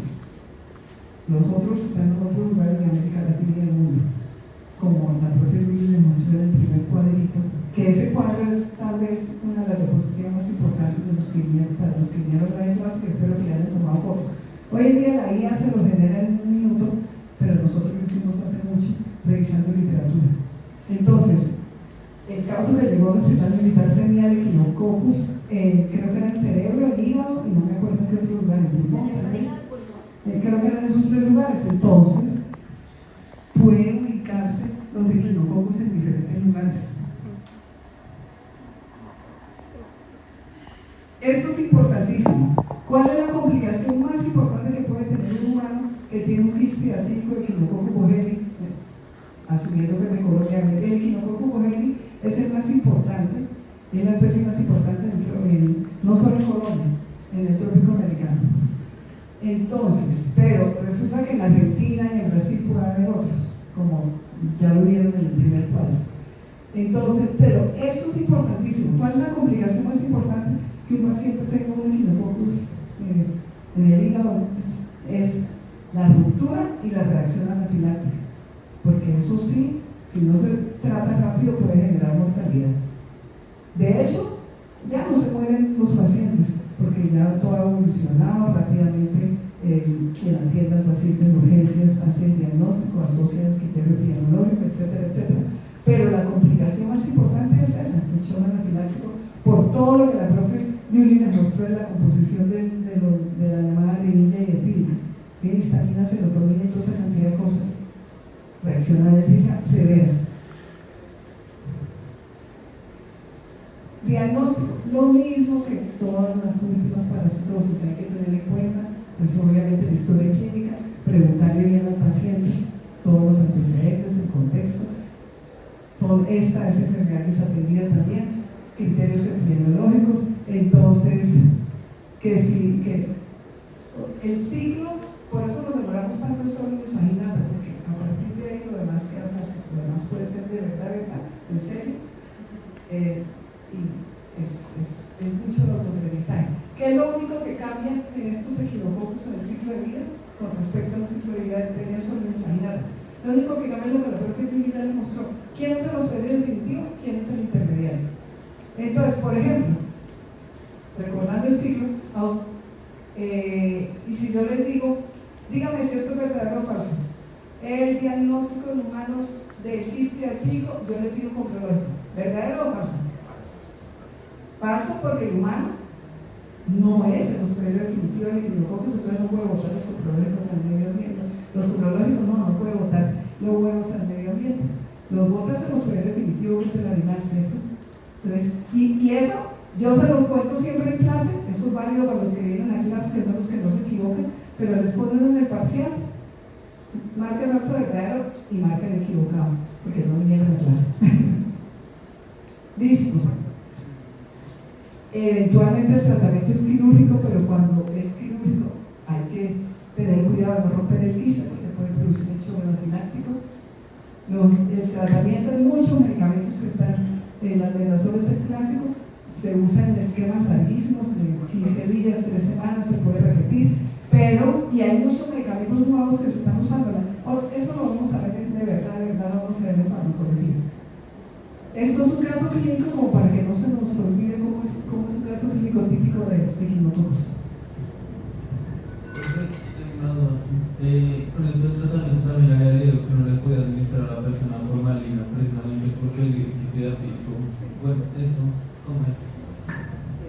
Formalina y creo que era otro un alcohol y para desecar el quiste, eso lo hacían antes de la cirugía para que fuera más fácil que la cirugía no se rompiera. Eso era algo así como secar el quiste, no me acuerdo bien cómo es que, sí, pero eso ya no lo usan, eso es más histórico. Sí. Yo sé que hay reportes de casos clínicos en los que antes de mandarlo al paciente de cirugía les daban formalina para tratar de que no se diseminaran los escorices, lo que llamaban entre comillas secar el quiste, pero no, además las técnicas quirúrgicas cuando hay que hacer resección quirúrgica han avanzado mucho. Yo no me volví a leer reportes de literatura donde era shock anafiláctico. Eso es parte de los avances de la medicina. Se liberaron los escolices y esos escolices podían generar otros quistes también en el mismo cuerpo. Perfecto, eso es lo que llaman metástasis. Entonces esos escolices van y si estaban en el hígado y se liberan de ahí se van a localizar. De eso hay bastantes reportes de casos clínicos en el mesenterio, en el corazón, en los lúmenes, en órganos vecinos. ¿Pero eso tiene un control o simplemente es una reacción así? No, eso, digamos, todo eso existe la posibilidad, pero cada vez, y eso sucedía en cirugía, cada vez son más cuidadosos, las técnicas quirúrgicas han avanzado enormemente y ya los cirujanos que se meten a hacer esta cirugía de resección de quiste ya saben cuáles son las posibles complicaciones, lo hacen con cuidado y ya casi no se ve eso. Yo no voy a ver casos, esos son casos clínicos antiguos, de libros de hace varios años. Ahora ya, yo no he vuelto a escuchar de verdad ni a leer casos clínicos recientes con esas complicaciones, pero pues existe la posibilidad. Miren, eso sí es de Colombia y de hace poco, tal vez.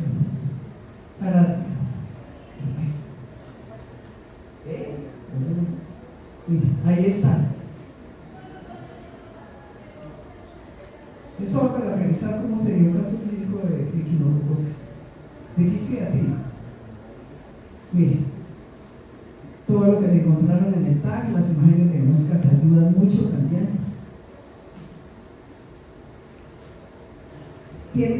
Hay parasitólogos expertos en eso, en identificar los ganchos de los escoles del equinococo y por el tamaño de la propia localización identifican si es Bohemia o si es oligarcos o si es otra cosa, pero pues son expertísimos. Ahí está la epidemiología de prevención, depende del ciclo de vida, depende de la especie. En el caso del equinococo granuloso, que es el que predomina en sur de América Latina, en Colombia no hay, pero sí en Argentina, en Chile, en Brasil, en la parte sur de esos países, pues es lo que la propia Yuri les dijo, no darles a los perros que cuidan los rebaños, a los pastores ovejeros, no darle la vista de la oveja porque si tiene vista a ti payas.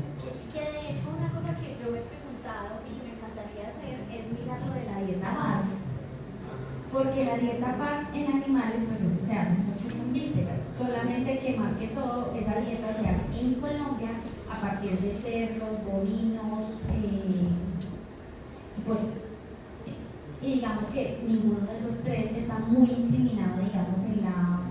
Pero sí sería bueno que nos den un proyecto de eso algún día con los pronto, quién sabe si haya por ahí un riesgo en los animalitos. Claro, pregunta de Y a investigación. veces en veterinario el diagnóstico, por ejemplo, yo a un animal le hago una imagen, una ecografía y le veo una bolita y eso, uno normalmente a los animales no les hace más nada, sino que de una les diagnostican el cáncer súper rápido a los animalitos. O sea, el cronograma diagnóstico no es tan bueno como en humanos. Entonces podríamos estar obviando algo y del riesgo de esa dieta, que esas dietas no son posibles. Buen punto, buena pregunta de investigación. Entonces aquí están. Todo esto es un repaso de lo que ya hablamos. Dependiendo, por ejemplo, para el Echinococcus boheri. Entonces, pues ahí ya ven a los pastores ovejeros porque los pero definitivo en intermediarios son otros. Entonces, es porque muchas veces los humanos se alimentan ¿de qué?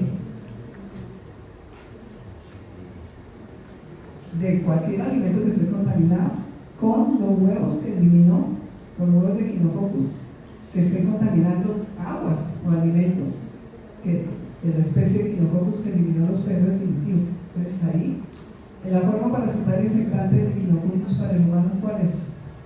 Ya sabemos que el humano es un perro intermediario, entonces ¿con qué se infecta para que le dé quisiatismo? Con el huevo. ¿Quién botó el huevo? Los perros definitivos que son animales. Dependiendo de la especie son diferentes animales. Entonces, recordando el ciclo, uno puede recomendar en el diferente lugar donde esté, no es lo mismo estar en el sur de Colombia, estar en el sur de Chile, porque son ciclos diferentes y especies diferentes, uno mira a ver qué es lo que va a hacer para la educación de salud. Mire, esto es importante, el antecedente de cazar animales de monte, de los cuales el humano se come la carne y le da las vísceras a quién, al perro. Entonces el perro se come la larva, al perro le da qué, de Echinococcus adulta, el perro bota los huevos contaminan el agua o verduras o el agua que se va a comer un humano y al humano le da qué, la patología por el estadio larvario de Echinococcus. Fíjense que es la misma dinámica que tenía cisticercosis, pero cambian son los perros definitivos y el intermediario. Gracias. ¿Preguntas? Patrick, al laboratorio, chicos, al laboratorio mañana. Entonces, ¿cuál es la idea? La idea es que ustedes tienen que repasar de todos los parásitos helmintos, o sea, nematos y cestos, ciclo de vida. ¿Listo? Importantísimo. Mañana no vamos a usar elementos electrónicos. ¿Eso qué quiere decir? Que las discusiones las va a tener que hacer con sus 15 compañeros que están en su grupo. Ustedes ya conocen sus grupos. ¿Listo? Entonces, todos tienen que participar. Se van a hacer 2 evaluaciones, una evaluación individual, otra colectiva, no de 15, ¿listo? Solo les adelanto esa información, o sea, no van a ser los 15, sí va a ser por grupo, pero no de 15 personitas. Entonces la idea es, ustedes llegan, hacen la primera actividad, tienen un material, van a discutir y hablar sobre ese material, pero con lo que ustedes ya traigan elaborado en su mente, principalmente ciclo de vida y manifestaciones clínicas y tipo de enfermedad que causan cada uno de ellos. Entonces, ¿cuál es el ejercicio? Hagan cuadritos. Ascaris, ciclo de vida, listo. Fulanito, bueno, entonces puede ser una obstrucción, puede ser no sé qué, puede ser la intestinal, no sé qué. Listo, o sea, un concepto muy amplio para que ya después unos problemitas, por supuesto asociados a casos clínicos que les vamos a poner, ustedes los puedan solucionar y después darle solución a una evaluación que vamos a hacer. ¿Listo? Nos vemos mañana. No hay guía, no hay guía. Para mañana no hay guía. ¿Listo? No hay guía de laboratorio. Es que ustedes traen la información. No, ¿para qué? Usted no puede sacar nada. Eso sí, ya después con su grupo podrá dibujar, podrá hablar, podrá lo que sea. Pero son 15 cabezas que están en un mesón para decir que al menos 2 no se acuerdan bien del ciclo de vida. Igual estamos las profesoras por ahí dando vueltas, organizando algunas ideas que haya. ¿Listo? Y recuerden un celular en un grupito o una tablet o lo que sea